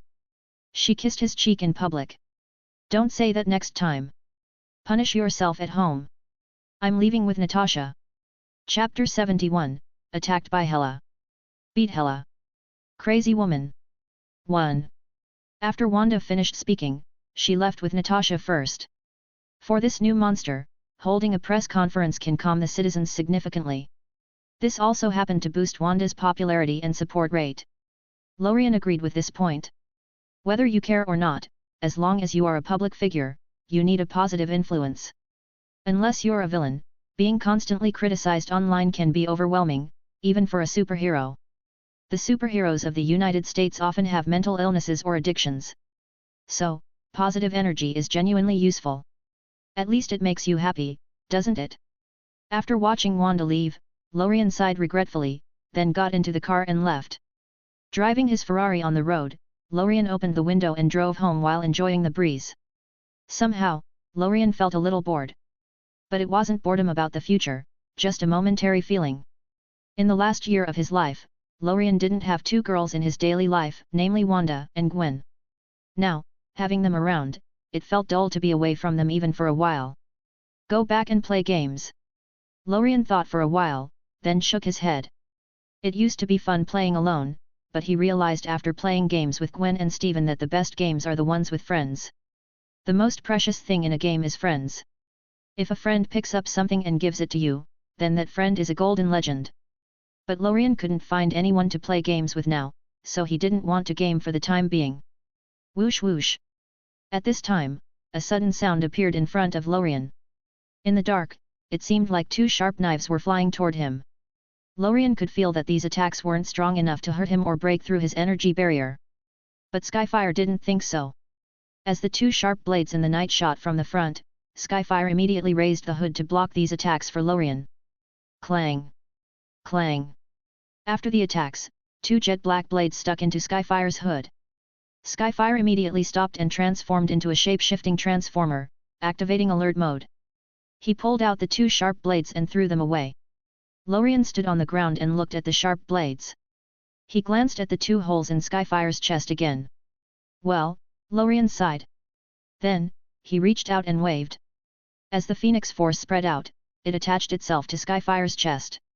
The two holes created by the sharp blades were repaired in an instant. It seems that you are the one who possesses the Phoenix Force, my dear. Lorien had just finished repairing Skyfire when an extremely charming voice came from behind him, accompanied by the clatter of high heels on the ground. In fact, he knew who did the attack from the moment he saw the two black sharp knives. Princess of Asgard, Hela. Lorien turned around and watched Hela emerge from the darkness. Her hair was disheveled, and her face was heavily smoky, but she had a great figure, especially in high heels. Hela stood a full 1.7 meters tall, making her legs look even longer. Her concave and graceful S-shaped figure truly looked like it came out of the comics. But Lorien didn't care about these for the time being because Hela pierced the hood of his Ferrari. Tisk, Lorien shook his head helplessly. I'm just asking one question, and I'll trouble you later. Why are you attacking me? Lorien still wanted to know. Why attack me for no reason? He wanted to figure this out before beating up Hela. Hela raised her chin. If I don't test your strength, how will I know if you are qualified to help me regain the throne of the God King of Asgard? Hearing this answer, Lorien smiled helplessly and sighed. Just for this? No, it's not just that, Hela shook her head and replied seriously. As long as you are qualified, we can discuss anything. It's over, isn't it? Boom. The moment Hela finished speaking, Lorien's figure disappeared. Hela immediately looked around, and the next moment, Lorien's figure appeared in front of her. He spoke softly while lifting one leg. I don't have the habit of not hitting women. Finished, his knee made contact with Hela's belly first. After a sensual bang, Hela flew backward in an instant, so fast that only after images were visible. Lorien stopped in place and slowly retracted his raised right foot. This was just the basic operation brought about by the Superman template physical fitness bonus. If he wanted, he could also kick several people away in an instant like a female Superman in the movies. It's nothing more than the combination of speed and strength. On the other side, after Hela flew backward, she landed in a flower bed, causing soil to fly up and flowers and plants to be smashed everywhere. Cough. Hela sat up with difficulty, with some soil and small yellow flowers on her head. But there was a smile on her lips. Very good. Your physical strength is absolutely qualified. And what about your other means of attack? Hela whispered these words. Lorien's attack not only didn't make her uncomfortable but also made her more excited like an M. Lorien's extremely high vision definitely saw Hela's smile too. Lorien? Is this woman sick? After I kicked her, she still feels cool? If you are this BT, it's my turn to be scared. Lorien put his hands in his pockets and thought for a while. This worked. He was a little afraid to fight. Let's go and have a look first. The next moment, Lorien instantly appeared beside Hela. Watching Hela sitting in the flower bed, Lorien grabbed her head and disappeared in an instant. The next moment, he brought her to an absolutely deserted beach in New York. Lorien looked down. Hela was still smiling. She laughed silently, but with a smile on her face. Come. Attack me again. At this time, Hela suddenly stretched out her hand, grasped it with 5 fingers, and clenched it tightly again. 5 night sky swords suddenly appeared above Lorien's head, then rushed towards him. Lorien waved one hand. The phoenix in the body screamed. A surge of energy burst out from Lorien's body. Boom! Those 5 night sky swords were also destroyed in an instant. Hela was pulled up like this. Lorien pinched Hela's cheek with his right hand, let go of his left hand, and asked, "What the hell are you trying to do?" After Hela's face was pinched, no matter how beautiful she was, she now had a pout. No medicinal paste. Lorien didn't hear clearly, so he let go. Plop! Hela fell to the beach in an instant. The waves crashed on Hela's body, wetting her whole body. But Hela didn't care. She fell to the ground and looked up. Looking at Lorien, she said firmly, "I want you." Lorien? Chapter 72, Attacked by Hela. Beat Hela. Crazy woman. 2. Now Lorien heard it clearly, but he looked confused. What do you want me for? Didn't you say something about the throne of Asgard God King before? Why do you want me now? Lorien lowered his head and looked at Hela lying in the sea. This woman was half mad. More than half of the kingdoms of Asgard were brought down by Hela. After nearly finishing them off, Hela wanted to sit on the throne of Asgard. Logically, Odin agreed to abdicate to Hela. If Odin disagreed, he directly sealed Hela for thousands of years, making her even crazier. Lorien thought about it. It's best not to mess with this mad woman. She hit his car, and he beat her up. That's fair enough. He's already earned his peace. Moreover, Lorien's operation is not suitable for a person like Hela. That's already humiliating. Okay. Not bad. Bye-bye. Lorien turned around and left directly. He couldn't afford to mess with a lunatic, so he bid her farewell. He went straight to his Ferrari, sat down, and prepared to drive home. Oddly enough, Hela didn't chase after him either. Wow! On the beach, the small waves crashed on Hela. After seeing Lorien leave, Hela propped herself up with her hands while frowning. Lorien's kick was really merciless. He went up with a heavy foot, causing Hela to fly very far and smash directly into the soil of the flower bed. Hela propped herself up with one hand, covering her stomach with the other. The hand on the sand slowly clenched it, but there was still a smile on her lips. Cruel, but I like you more. In order to get back everything I have, I must have you, no matter what it takes. It turned out that in the eyes of a warrior like Hela, Lorien didn't stop beating her because she was a woman or show her mercy, which earned Hela's appreciation and love. In Hela's eyes, this kind of talent is real talent. Not showing mercy to the enemy is also called respecting the enemy at the same time. This made Hela very satisfied. In her many years of fighting career, there were very few such superb men. And Lorien is so powerful. Hela can only be killed by him. Then Hela thinks that Lorien is more qualified. So, all kinds of factors add up. Hela's satisfaction with Lorien is 1000%. Yes, 1000%. It's off the charts. Wow! At this time, Hela stood up. She used the power of death and night to summon her cloak. Once the cloak was on, Hela's injuries recovered in the blink of an eye. This is one of Hela's powers. This cloak fills Hela with health and vitality. As long as she isn't mortally wounded, she can recover almost instantly. After recovering from her injury, Hela used the cloak to fly into the human city and hide her body. She walked into human society, seeing all kinds of beautiful clothes in various clothing stores in the mall, such as leather boots, leather coats, windbreakers, and leather jackets. There were also various cosmetics and beauty stores and luxury stores like Gucci, Hermes, and Chanel. At the same time, Hela noticed their makeup was all different. Nobody does smoky makeup anymore, and no one has loose hair. No one would paint their face like she does now. Hela went to a mirror and looked at herself. If it wasn't for her good-looking face, figure, and extraordinary temperament, she would really be out of place. It seems that the years sealed by Odin have left her far behind. Hela touched her face. When she turned her head, she saw that the next store was a trendy clothing store with various bold costumes that caught her eye. But they were really pretty. Hela walked in stealthily. Each piece of clothing had a price tag with 2 vertical lines in the middle of the S. Hela checked other stores and found that all cosmetics and other items needed green bills or a swipe of a card. Hela walked out of the mall, thoughtful. Opposite the mall was a bank. At the moment, cash trucks were running gold and cash reserves, with police officers guarding them. Hela saw the green banknotes on the card at a glance. So. Whoosh! The next moment, the night sky sword floated in the air. On the other side, after Lorien returned home, he went upstairs depressed and finally opened the door happily. For no particular reason, there was a pair of Gwen's shoes by his door. Ever since he and Gwen first got together, Lorien left Gwen's fingerprints and keys and told her to come whenever she wanted. And now she was here. Wow! Lorien opened the door, closed it again, took off his shoes, and walked in. As expected, Gwen was sitting on the living room rug, playing games on his PS5. There were 2 TVs in the living room. Gwen used one to play various games and the other for watching shows.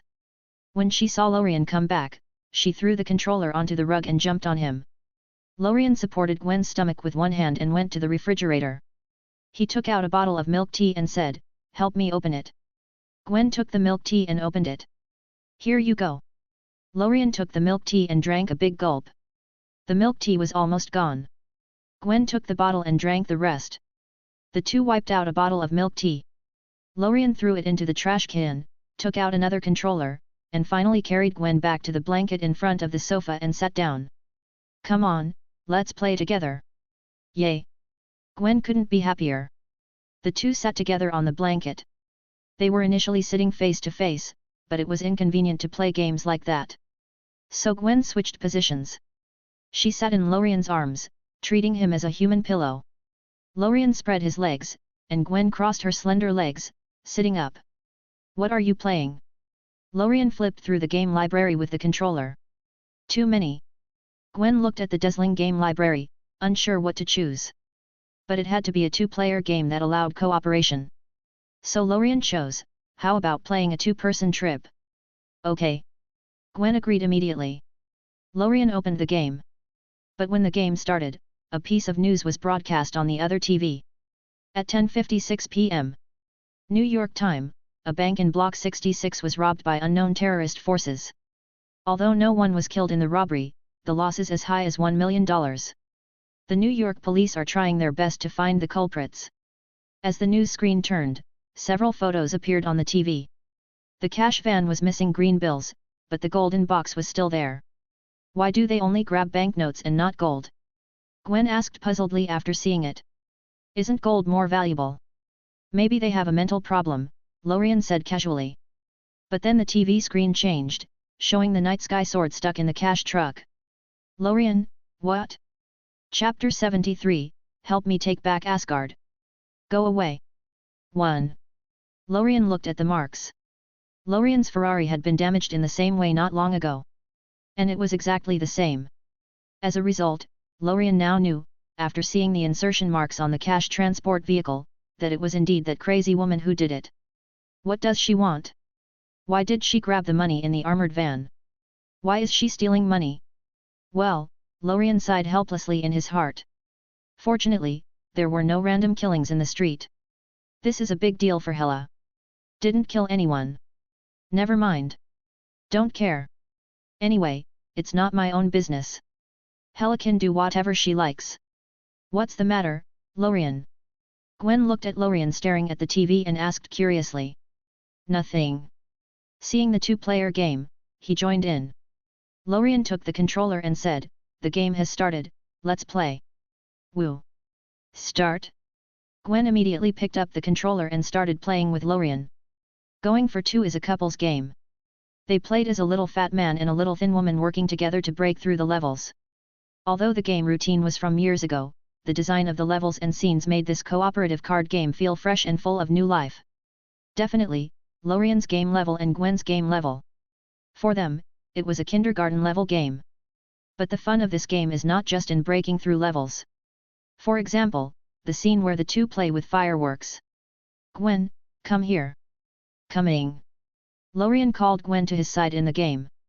Then he sprayed a love heart on the wall with a spray hose. Gwen, light it up. Okay. Gwen lit it up.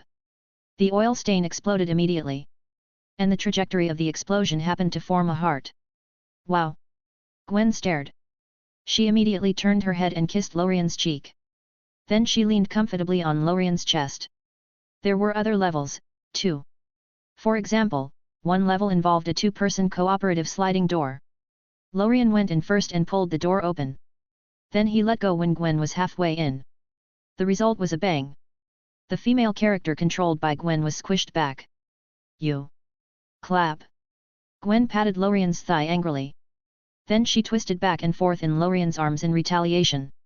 It seemed like she was trying to crush him to death. Hiss. Lorien hurriedly followed Gwen's lead. Okay, I'll press it for you once. Humph, that's right. So Lorien went out. Let Gwen press it again. There was also a level with fireworks. In a dark environment, fireworks brought great comfort and romance.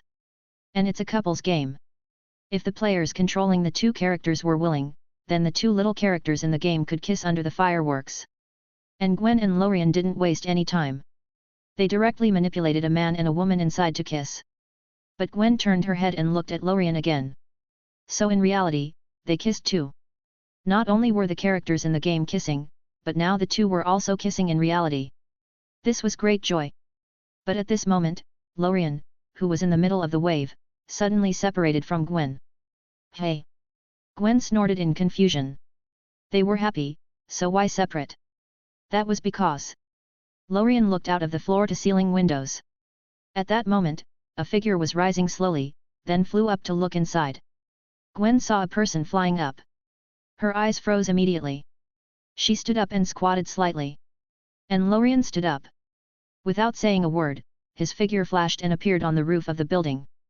Hela then took off into the air and landed in front of Lorien. Then Gwen pulled herself up with a cobweb. Now Gwen was standing behind Lorien. Hela stood opposite Lorien. But Lorien was taken aback when he saw Hela's face. He seemed to be asking Hela why. Because the current Hela. She didn't just change her clothes. She also changed her hairstyle and makeup. The loose hair was replaced by big waves. The original thick smoky makeup was replaced by light eye makeup and bright red lips. This red is the color of death on the lips of most girls. But it looked very enchanting on Hela's mouth.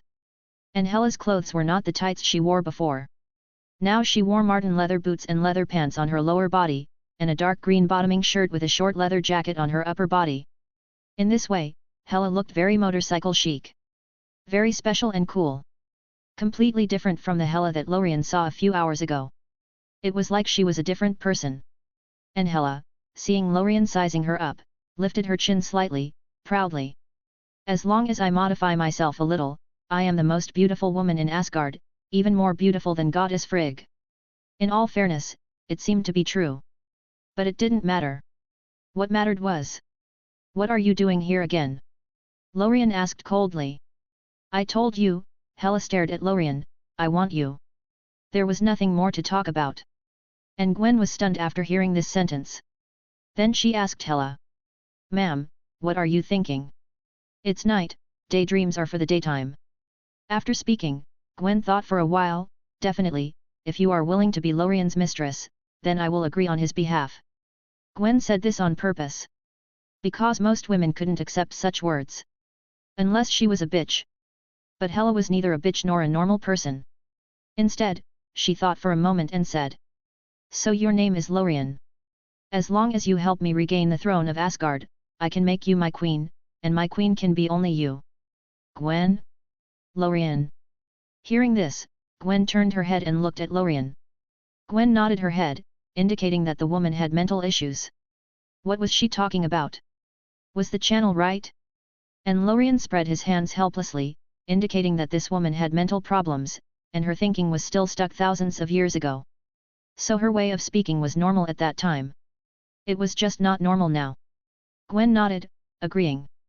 And Hela, seeing the two of them unmoved, also reacted. "Oh yes, I forgot to introduce myself.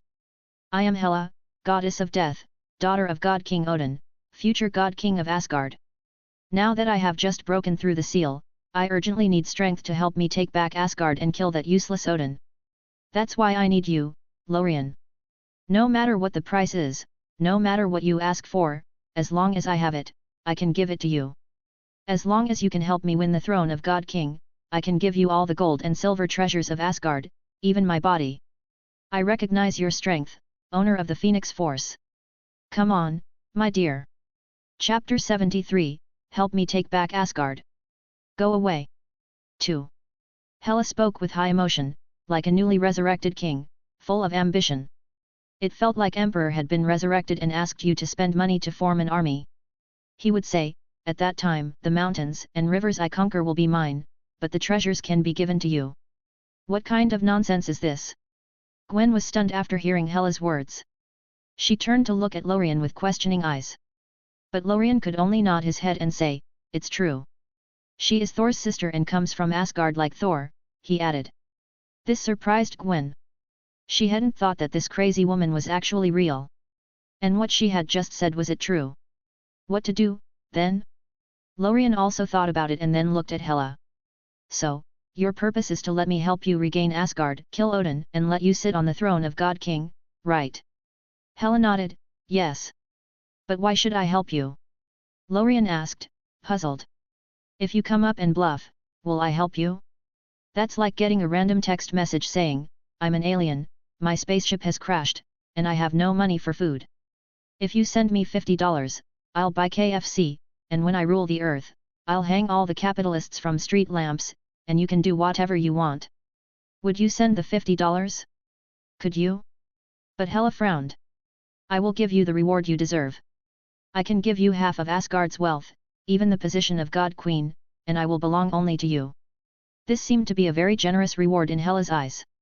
Money, the position of God Queen. When she became God King, Lorien would be the God Queen.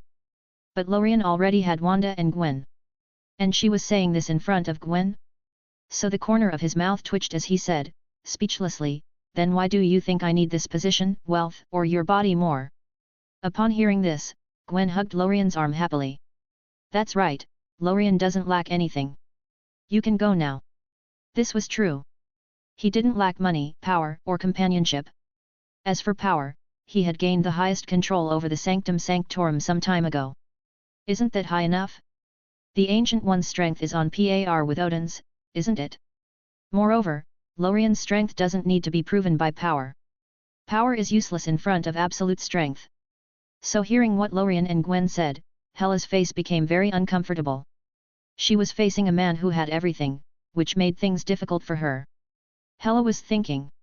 If she were to face Asgard alone now, as long as Odin was around, no matter how many armies she summoned, it wouldn't be enough because Odin's strength was completely above hers. And he had stored divine power for so many years. The only chance to break the game was with Lorien, who had the Phoenix Force. And after seeing Hela's silence, Lorien put his arm around Gwen and turned to go downstairs. The wind was strong on the roof of the building, but the two just turned and walked to the door. Wait! Hela stopped Lorien. Well? Lorien sighed. For the sake of her being the great princess of Asgard, Lorien patted Gwen's waist. Go back first, I'll come down later. Yeah, Gwen nodded obediently and went down by herself. Then Lorien turned around, walked up to Hela, and said word for word, you want me to do it for you or Asgard? Sorry, none of you deserve it. Don't talk about becoming a god, I wouldn't even consider it if you treated me as a pet.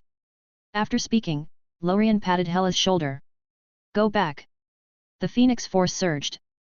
Lorien used the power of space. In a moment, just as Hela was about to speak, her figure disappeared. She was forced to be teleported away by Lorien. He didn't send her too far, just dropped her at the Avengers base. If she could fight her way out, they would talk about the future. If she got caught and couldn't get out, that would just save trouble. Then Lorien came down. Gwen was waiting for him at the door. She hugged him. Where did she go? I dropped her at the Avengers base, Lorien smiled. If she can fight her way out, we'll talk about the rest. He said that, but in fact, Lorien was thinking about how to send Hela away. Want him to help take down Asgard? Why should he? It's none of his business. Does Ragnarok have anything to do with him? No. The whole of Asgard has nothing to do with Lorien. So what do they do? But Gwen heard a little talk and immediately felt a little tight in her heart. Because what Hela said just now was too bold. Any gold, silver, treasure, power, even her body could be given. This was almost irresistible to anyone. But luckily, the target was Lorien. That's why Lorien refused. But Gwen still felt a great threat. Gwen could accept Wanda because she knew Wanda, and Wanda was a good girl. But Hela looked like a crazy woman. Not a good-looking woman. A bad woman. So Gwen disagreed for now. Thinking of this, Gwen hugged Lorien and asked, does that lunatic have a good figure? Lorien. I have you, Gwen. Gwen smiled happily when she heard it but still whispered in Lorien's ear, then you try it. At that moment, Lorien's eyes showed a strong fighting spirit. He was on fire. I will. Clatter suddenly, there was the sound of running water in the room. As for the battle afterward, Gwen's ending could only be described as horrible. She was beaten by Lorien until she fell into a deep sleep. What a tragedy. As for Hela, Gwen couldn't care less now. It was all over. However, Lorien's view of Hela was random. He didn't need to care about Asgard. Just let it fend for itself. Need him to operate? By the time of Ragnarok, Asgard would naturally be gone. Even if Hela didn't go, the constriction of the timeline would still cause Asgard to be destroyed in another way. It would still be Ragnarok. At the same time, after the news of the mutant race was broadcast on New York News, several Eternal Race members living in the city were shocked. Mutant race? Aren't they all dead? Great gift, no, we have to contact others quickly. What should we do? What about the mission entrusted to us by the gods? All over the country, different Eternals had different ideas. They were the first members of the celestial group sent to incubate the newborn celestial group in the heart of the earth.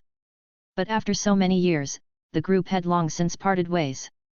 But now, after seeing the appearance of the mutant race, a sense of crisis filled everyone's hearts. And each member thought differently. Some wondered whether to ignore it, others whether to destroy it. But someone else noticed Lorien. In a deserted place, an Eternal with a one-punch Superman was cooking.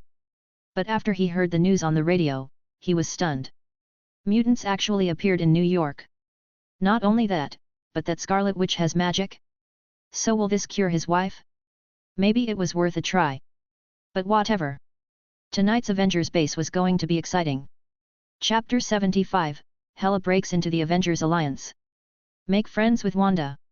1. After being forcibly teleported to the Avengers base by Lorien, Hela looked around. She hadn't noticed anything out of the ordinary yet, but the next moment. Beep beep beep beep. The intelligence system of the Avengers base blared alarms. Boom boom boom. Large floor-to-ceiling windows began dropping alloy gates, sealing off the interior of the base for protection. Hela glanced at her surroundings. She instantly knew she had arrived in a dangerous place. With a swift motion, she donned her cloak and summoned the night sky swords into her hands.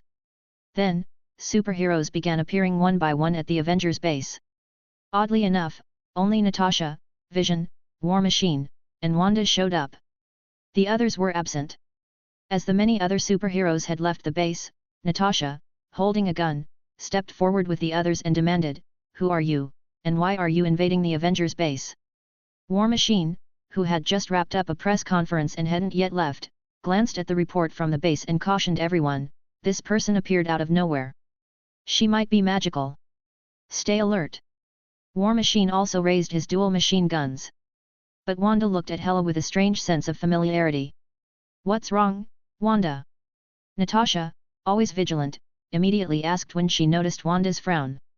"Nothing," Wanda replied, but she couldn't shake the feeling. "I think I sensed Lorien's presence just now." Wanda wasn't wrong. Hela had indeed been sent by Lorien's power. Upon hearing Wanda mention Lorien, Hela curiously asked, "You also know him?" As soon as those words left her mouth, the Avengers exchanged glances. Natasha stepped forward and asked cautiously, "Him? Please state his name." "Lorien," Hela replied. The Avengers knew exactly who she was talking about. Natasha and Wanda exchanged another glance. The team wasn't sure if Hela's knowledge of Lorien was good or bad. What if she was an enemy? Although Lorien was an odd character who didn't always follow the rules, he had always been on their side. But the world was full of surprises. What if Hela was someone who didn't like him? After thinking it over, Natasha decided to stand down but remained cautious. She put away her gun and said, "You know Lorien? How does that relate to your invasion of the Avengers base? State your reasons clearly, or leave immediately." Hela, with her wisdom, quickly deduced that this group of people likely knew Lorien well, maybe even were close to him.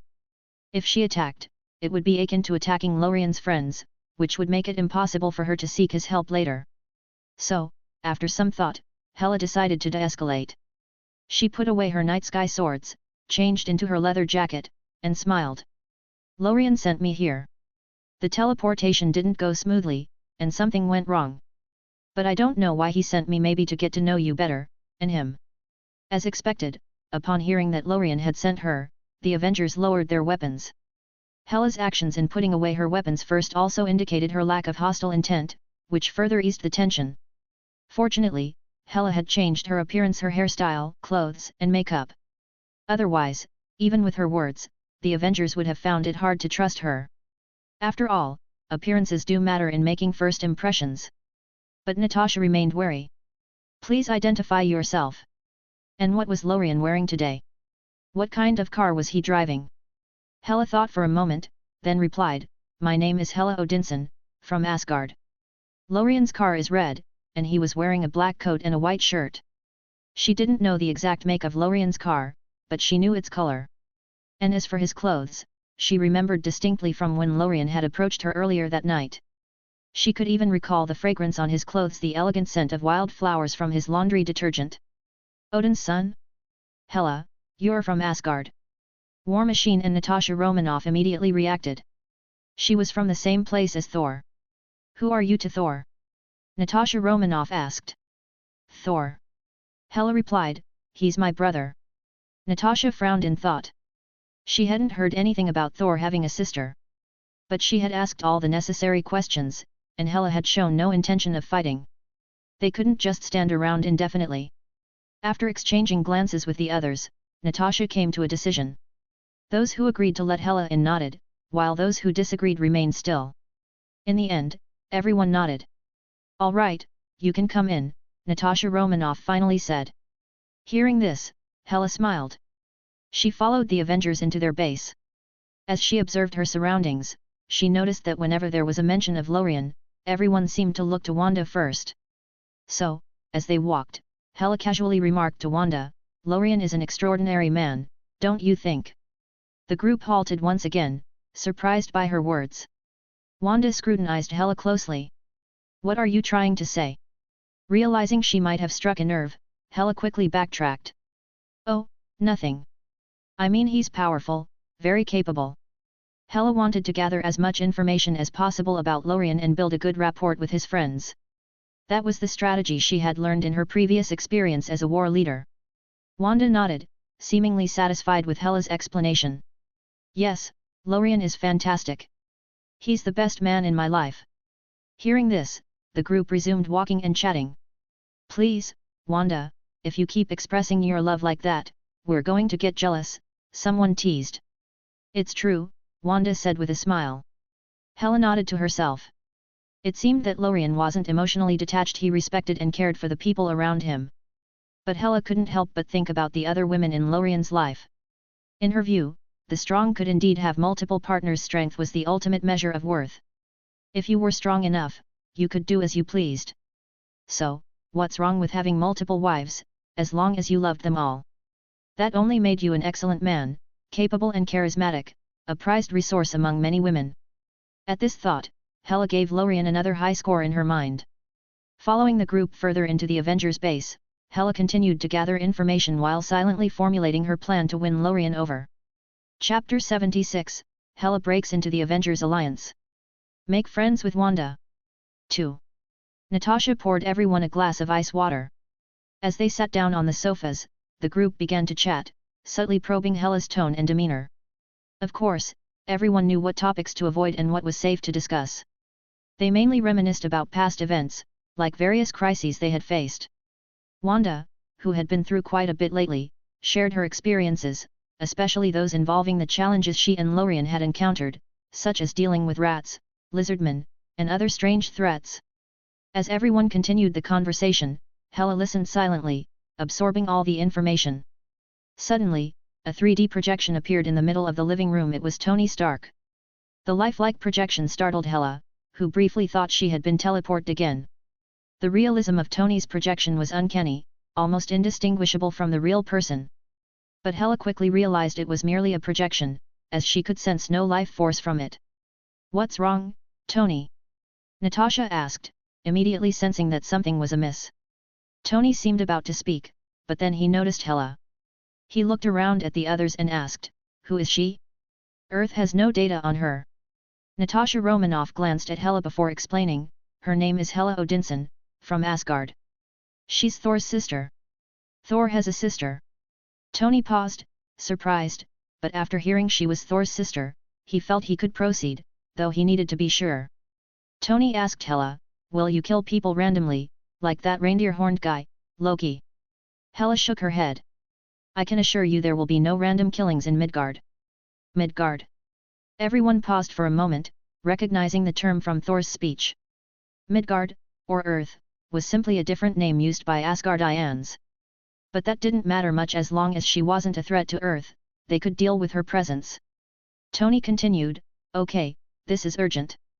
According to Friday's intel, Captain America has secretly taken Winter Soldier, Hawkeye, Falcon, and Ant-Man to a German airport. War Machine, confused, asked, what are they going to the German airport for? Tony's expression darkened. They're planning to protest the implementation of the Sokovia Accords. If this happens, the Avengers could suffer a serious loss of purpose, and we might even disband. Tony's words left the group in silence. It wasn't that they didn't want to go, it was the realization that doing so would signify the Avengers were splitting into two factions, Captain America's liberal faction and Tony's conservative faction. In simpler terms, it meant the Avengers were on the brink of a civil war. Tony looked at everyone. I know you're hesitant, but this needs to be done. You can choose to stay neutral, but I won't let my father's legacy, the Avengers, fall apart because of Captain America. Tony's words swayed everyone. Plus, the fact that Captain America had acted without discussing it with them made them feel a sense of betrayal. Why didn't he explain his actions? Why didn't he make things clear? After a moment of contemplation, everyone looked at each other and nodded.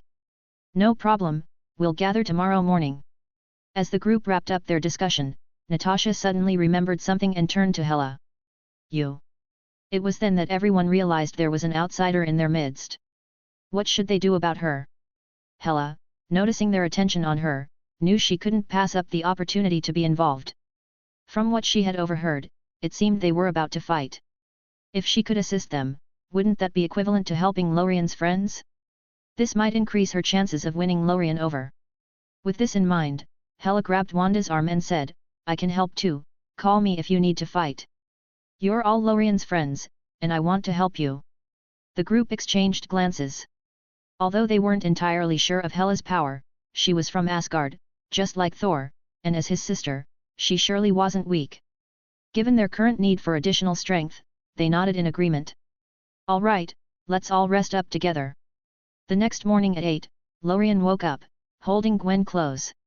Feeling her warmth again, he couldn't help but hold her tighter and playfully twist, causing Gwen to let out a sleepy hum before covering his hand with hers to stop him from moving.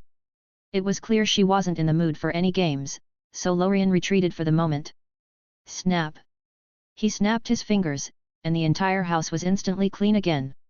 Lorien got up and took a hot shower not because he needed to, but for comfort. Even Gwen, still sleeping, was now clean thanks to his magic. After his shower, Lorien wrapped himself in a scarf and returned to bed, grabbing his phone to check the news. The headlines were what he expected. Asterisk Scarlet Witch saves the day again. Giant monster slain, asterisk. Citizens urge Scarlet Witch to leave Avengers and join Ms. Spider in forming a superheroine team. Asterisk superheroine team gathers massive support. The male hero group tries and fails to compete, eventually disbands, asterisk. Lorien couldn't help but chuckle at the last headline. The fans of the male hero group had apparently torn each other apart, while the goddess group's fans were all supportive, causing no conflict at most. They might argue over who looked better, but nothing serious. But what caught Lorien's attention was the fact that the goddess group now had two members, Wanda and Gwen. One was lying beside him, and the other was off on a mission. He wondered how people would react if this were ever revealed. Would he still be able to walk down the street without getting noticed? It seemed unlikely. He decided he would need to be more discreet in the future. As he continued reading, Lorien noticed a message Wanda had sent him in the middle of the night. Lorien, a woman came to the base. She said her name is Hela, from Asgard, and that she's Thor's sister and apparently, your friend.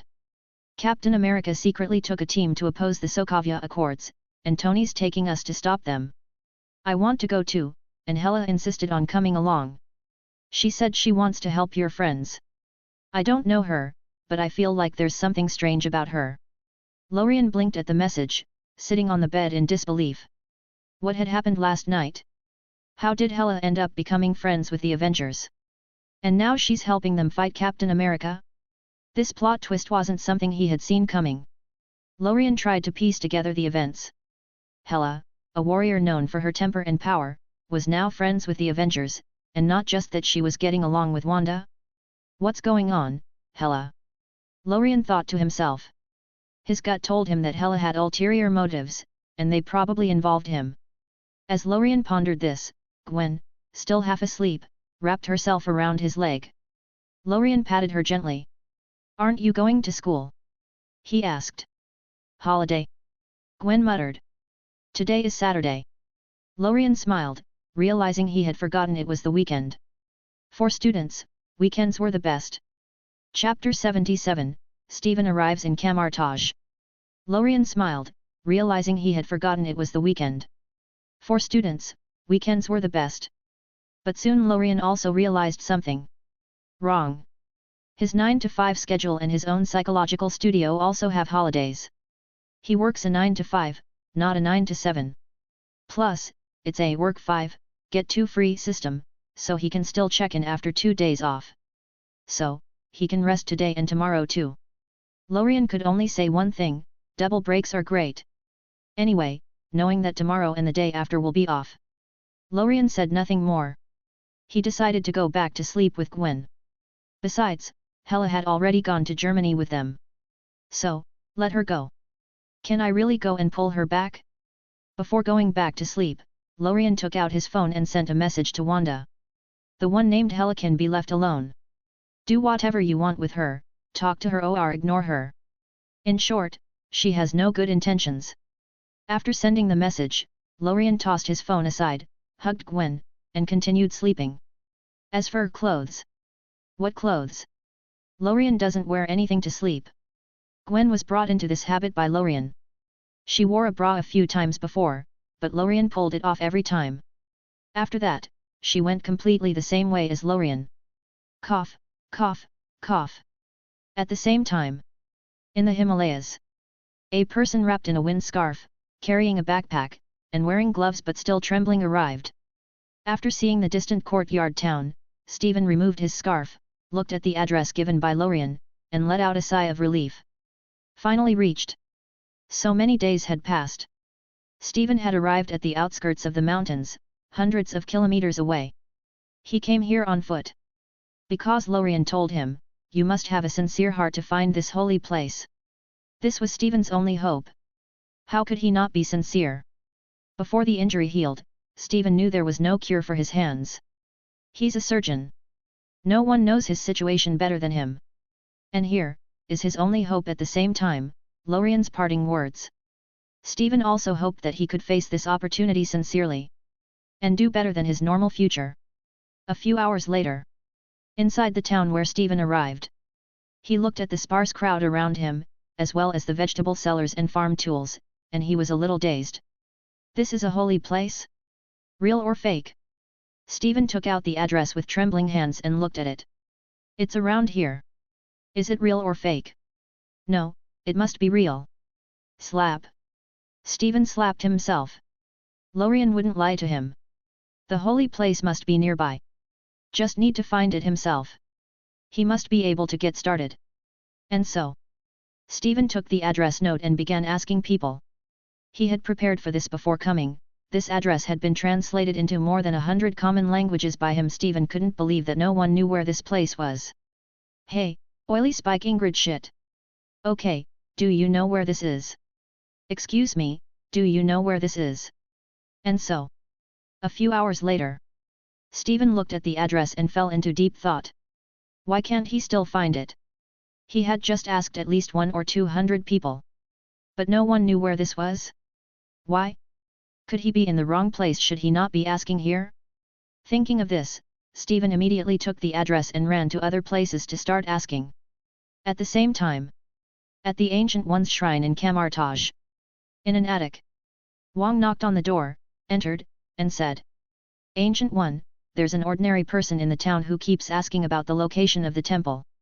The Ancient One opened her eyes and nodded. "Bring him in." Wang nodded, then went out to find Stephen. And Stephen, still in the town, continued asking for directions. At that moment, he saw a fat but strangely dressed man. The stranger Stephen saw, the more he wanted to ask. So he hurried to Wang.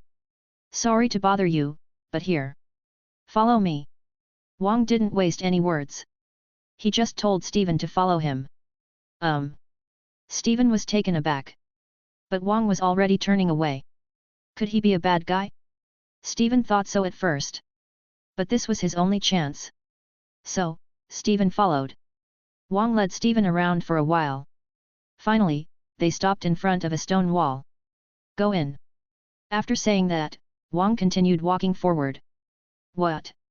Stephen was taken aback. He was just about to say something when he saw Wang walk directly through the stone wall and into the wall. Damn!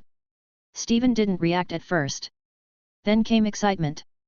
The address Lorien gave is correct. Lorien didn't lie to me. Lorien, you are my god. Stephen walked toward the stone wall with excitement. He thought he could melt into it like Wang. But after the sound of hitting the wall echoed, Stephen backed away, holding his nose. And Wang came out from inside the wall again. "Oh, I forgot you don't know how to use spells. Come with me." Wang suppressed a smile as he spoke. Then he leaned on the wall, bringing Stephen along. Once inside the wall, they were greeted by a venue that suddenly expanded several times in size. Attics, courtyards, martial arts fields, stairs. The layering of these buildings had a very historical feel. Stephen also felt he had come to the right place. As the two walked through Midgard, Stephen looked at the people coming and going and asked Wang, "Are these magicians?" Wang gave Stephen a strange look. "You know about magicians?" "Definitely," Stephen replied, looking back at Wang. "A friend of mine, who was hiding in front of me, showed me some magic. He's the one who told me to come."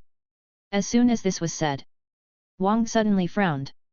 Rumors about the Holy Land of Magicians were serious matters.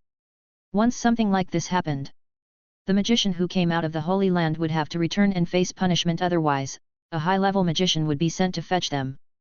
Then bring them back for punishment. So, Wang asked very seriously. Who told you about this place? Stephen saw Wang's serious face and knew something was up. It seemed that this place was not something to joke about. And he would definitely not betray Lorien. So, Stephen pretended not to understand and explained. A friend. His name is Lorien, I don't know anything else, I really don't know. As soon as Stephen finished speaking, he felt like no one would believe what he said.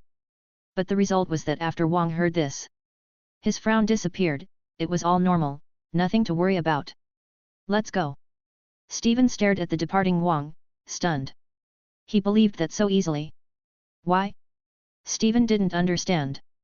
But he had to hurry up. As they walked on, Wang looked ahead and softly asked Stephen at the same time, the Lorien you mentioned, his name has just 2 characters, right? How does he know all this? Stephen was shocked. But he gritted his teeth and shook his head. I have no idea. Wang gave Stephen a look. He seemed to know what was going on.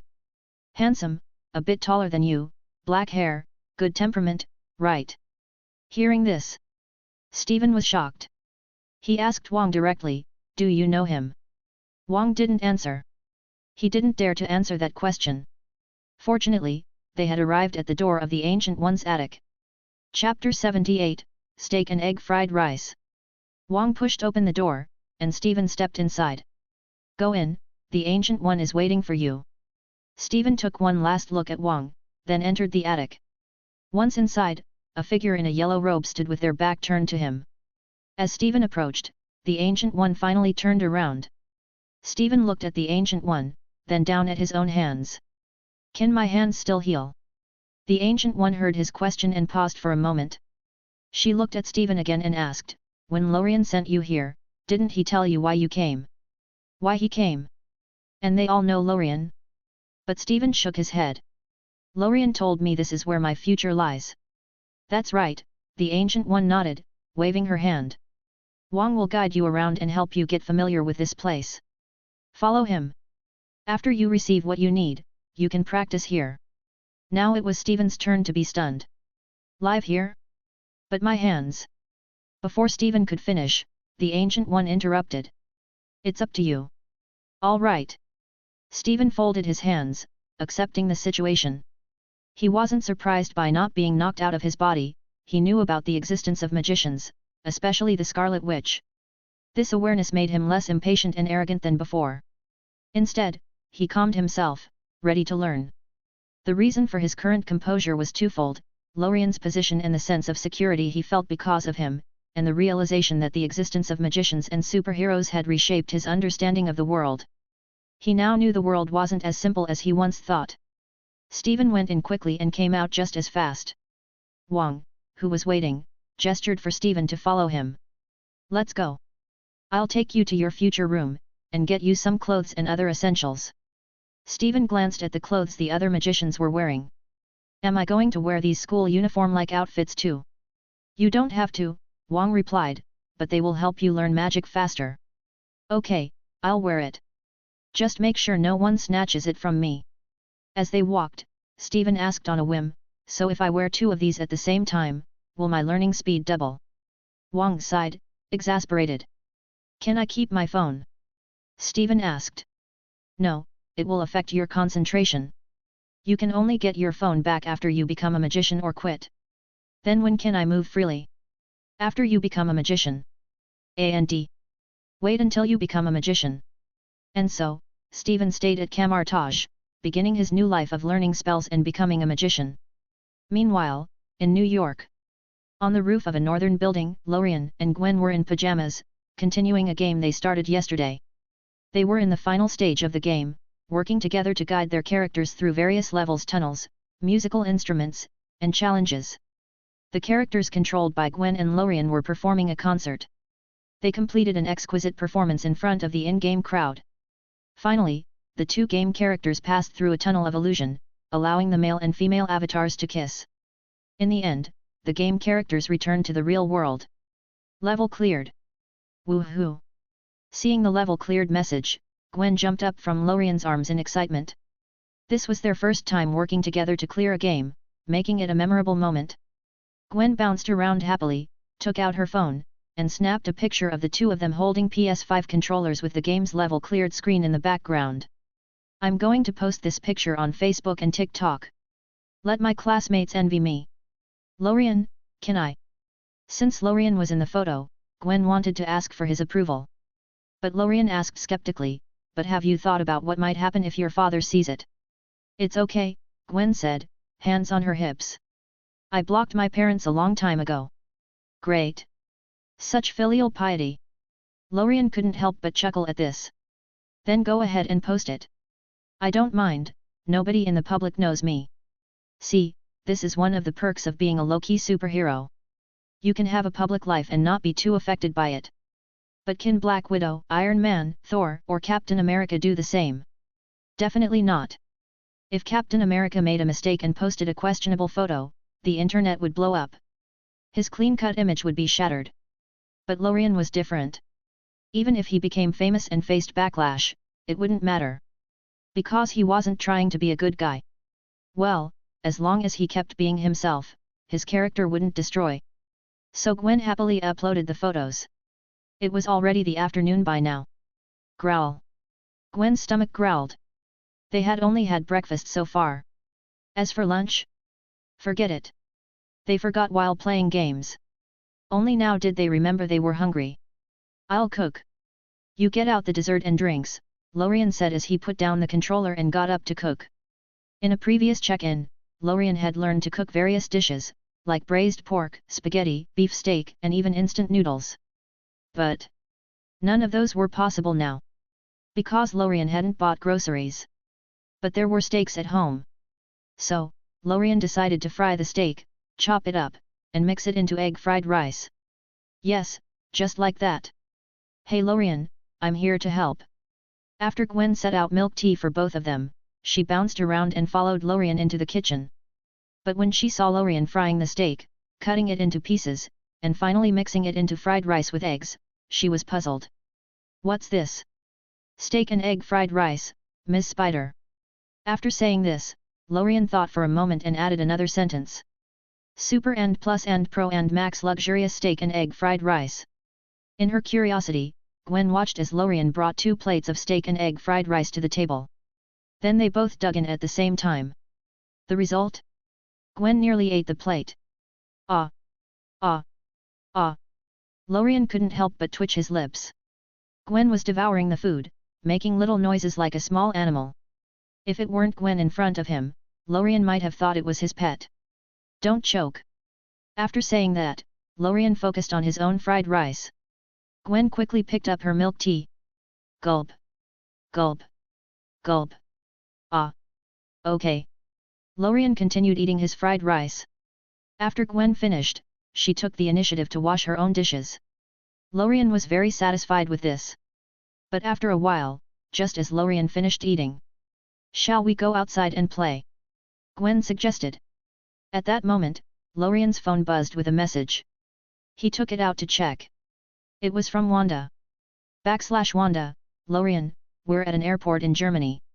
Captain America and Iron Man are about to fight. Who should I help?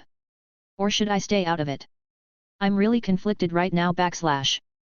Seeing this, Lorien showed the message to Gwen. How about going to the airport in Germany this afternoon? Okay. Chapter 79, Wanda's Open Relationship. Before Lorien and Gwen had dinner. At DQO Airport, after a long chase and skirmish, both sides finally converged on the unfortunate airport tarmac. Tony Stark stood facing the Winter Soldier, who was flanked by Captain America. So, for him, you've bypassed the UN Parliament and brought us all the way here? Tony asked, his tone laced with disbelief. Captain America glanced at the Winter Soldier, then back at Tony. It's not just for him. It's about freedom for all superheroes, not just Bucky. But what you're doing is tearing the Avengers apart, causing a civil war among us. Tony retorted, his frustration evident. Tony, Bucky isn't a criminal. He was being controlled. My goal is to free all superheroes, not divide them. But that's exactly what you're doing. Tony stepped closer, the tension between them palpable. Both teams stood on either side, former teammates now glaring at each other with suspicion and resentment. This was civil war. Tony turned to the other members of the Avengers. He didn't recognize Ant-Man, but seeing Falcon and Captain America, both military men, standing together made sense. But then Tony's eyes landed on Hawkeye. And why are you on his side? Tony asked, genuinely curious. Hawkeye held his bow with one hand and knocked an arrow with the other. He raised an eyebrow and answered, I didn't have a choice.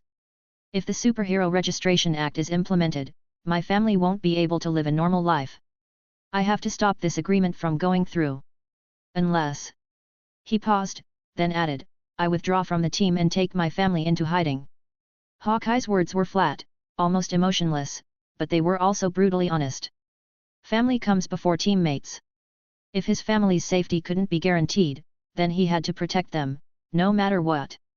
Once the Superhero Registration Act was in place, every superhero would have to register. Otherwise, they'd be breaking the law. Their families would also have to register, provide a permanent address, and live under constant surveillance. Even moving would require notification. Could any of them accept that? Hawkeye had a point. His reasoning was sound, and after hearing him out, everyone fell silent. Okay, I get it, Tony finally said, nodding in understanding. He then turned back to Captain America. So, you're really going to stop this agreement from moving forward? Then let me ask you, Captain America countered, looking Tony directly in the eye. If you were pushed down this path, what would you do? Tony was momentarily stunned, memories flashing before his eyes. After a long pause, he responded, I once had a chance to protect this planet completely, but my plan failed, causing irreparable damage. Now, we have no more chances.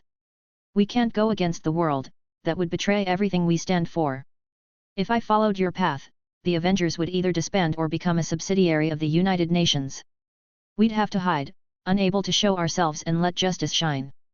Tony's words were heavy with the weight of experience and responsibility. He had tried to find a way, but he had failed. The stakes were too high now. Rebellion would mean losing Stark Industries, the Avengers, and even Pepper Potts' happiness. Tony couldn't afford to be as free as Captain America. He had too many people depending on him. At this moment, Tony seemed like the adult, while Captain America came across as an idealistic child. Everyone, including Captain America, nodded in understanding. It seems we all have our reasons, don't we? Captain America spread his hands in a gesture of helplessness. So, what do we do now? Natasha asked, her voice heavy with regret as she looked at her former teammates. Is there nothing left to discuss? Captain America shook his head. We have to leave within an hour. No one can stop us. Hearing this, silence fell over the group. That meant there was nothing left to say. The Avengers' civil war was inevitable. At the back of the group, Wanda Maximoff looked around, torn with indecision. No one here had treated her badly, but none had treated her exceptionally well either. In her eyes, they were all colleagues. But now, her colleagues were about to fight. What should she do? Caught in this dilemma, Wanda pulled out her phone and secretly sent a message to Lorien. Meanwhile, Tony's AI, Friday, notified him. Sir, Miss Maximoff is sending a message to Mr. Lorien. Should I intercept it? Tony paused, thinking quickly. Wanda's loyalty wasn't entirely clear, and Tony thought he knew Lorien well enough. They were allies, after all. If Lorien showed up, it might tip the scales in Tony's favor. Don't intercept. Let it send quickly, Tony ordered. So, Lorien received Wanda's message. But as soon as the message was sent, Hawkeye and Captain America noticed Wanda's little trick. The two exchanged a glance and immediately sprinted towards the airport. Ant-Man and the Winter Soldier quickly followed. Tony! Natasha shouted, seeing Captain America and his team making a break for it. I know, Tony's face darkened as he raised his hand, firing an energy blast to stop them. Captain America, however, used his shield to deflect the attack, forcing Tony to go on the defensive. And so, the Civil War began. Meanwhile, back at the Upstate building in New York. Lorien and Gwen had just changed clothes and were about to head downstairs. Gwen had donned her new spider battlesuit. It was brand new because the old one had been torn apart by Lorien. Lorien, on the other hand, had changed into a more casual outfit, a shirt, slacks, and shoes before heading out with the bouncing Gwen. They took the private elevator down to the underground garage. Only then did Gwen realize something.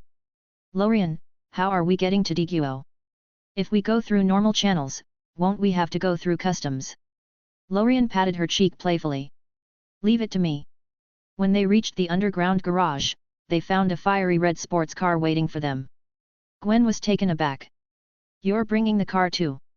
Lorien playfully smacked her on the chest, a bit harder this time. I said, leave it to me. Gwen rubbed her chest, pouting. Bullying me. But when Lorien turned his back on her, Gwen's pout turned into a smile. For some reason, she liked it when Lorien was a bit rough with her, but not too rough. The two stood in front of the car. Lorien raised his hand and made a gesture as if to snap his fingers. Are you ready, Gwen? Put on your hood. Hey! Gwen was momentarily confused but quickly put on her hood with the white and pink eye sockets. Then, Lorien snapped his fingers. The Phoenix Force surged instantly. In a flash, the two of them and the car vanished from the underground garage. Chapter 80, played Captain America. At Diguo Airport, the chaos of battle had erupted. Captain America was engaged in a fierce struggle with Iron Man, while Natasha grappled with Hawkeye. Nearby, Wanda glanced from side to side, hesitating, but finally waved her hands, summoning her red, pulsing magic.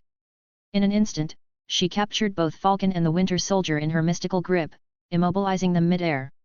What? The Winter Soldier's eyes widened as the scarlet energy wrapped around him, restricting his every movement. No matter how hard he struggled, he couldn't break free. What is this? He murmured, bewildered. Years of being under Hydra's control had detached him from the world of the extraordinary. Magic was an unknown force to him, a power beyond comprehension. Damn it! Falcon, on the other hand, was petrified. He had seen firsthand what Wanda's abilities could do. She had the power to crush trucks into compact balls of metal. In that moment, the only thing on his mind was the terrifying possibility of being reduced to a mist of blood.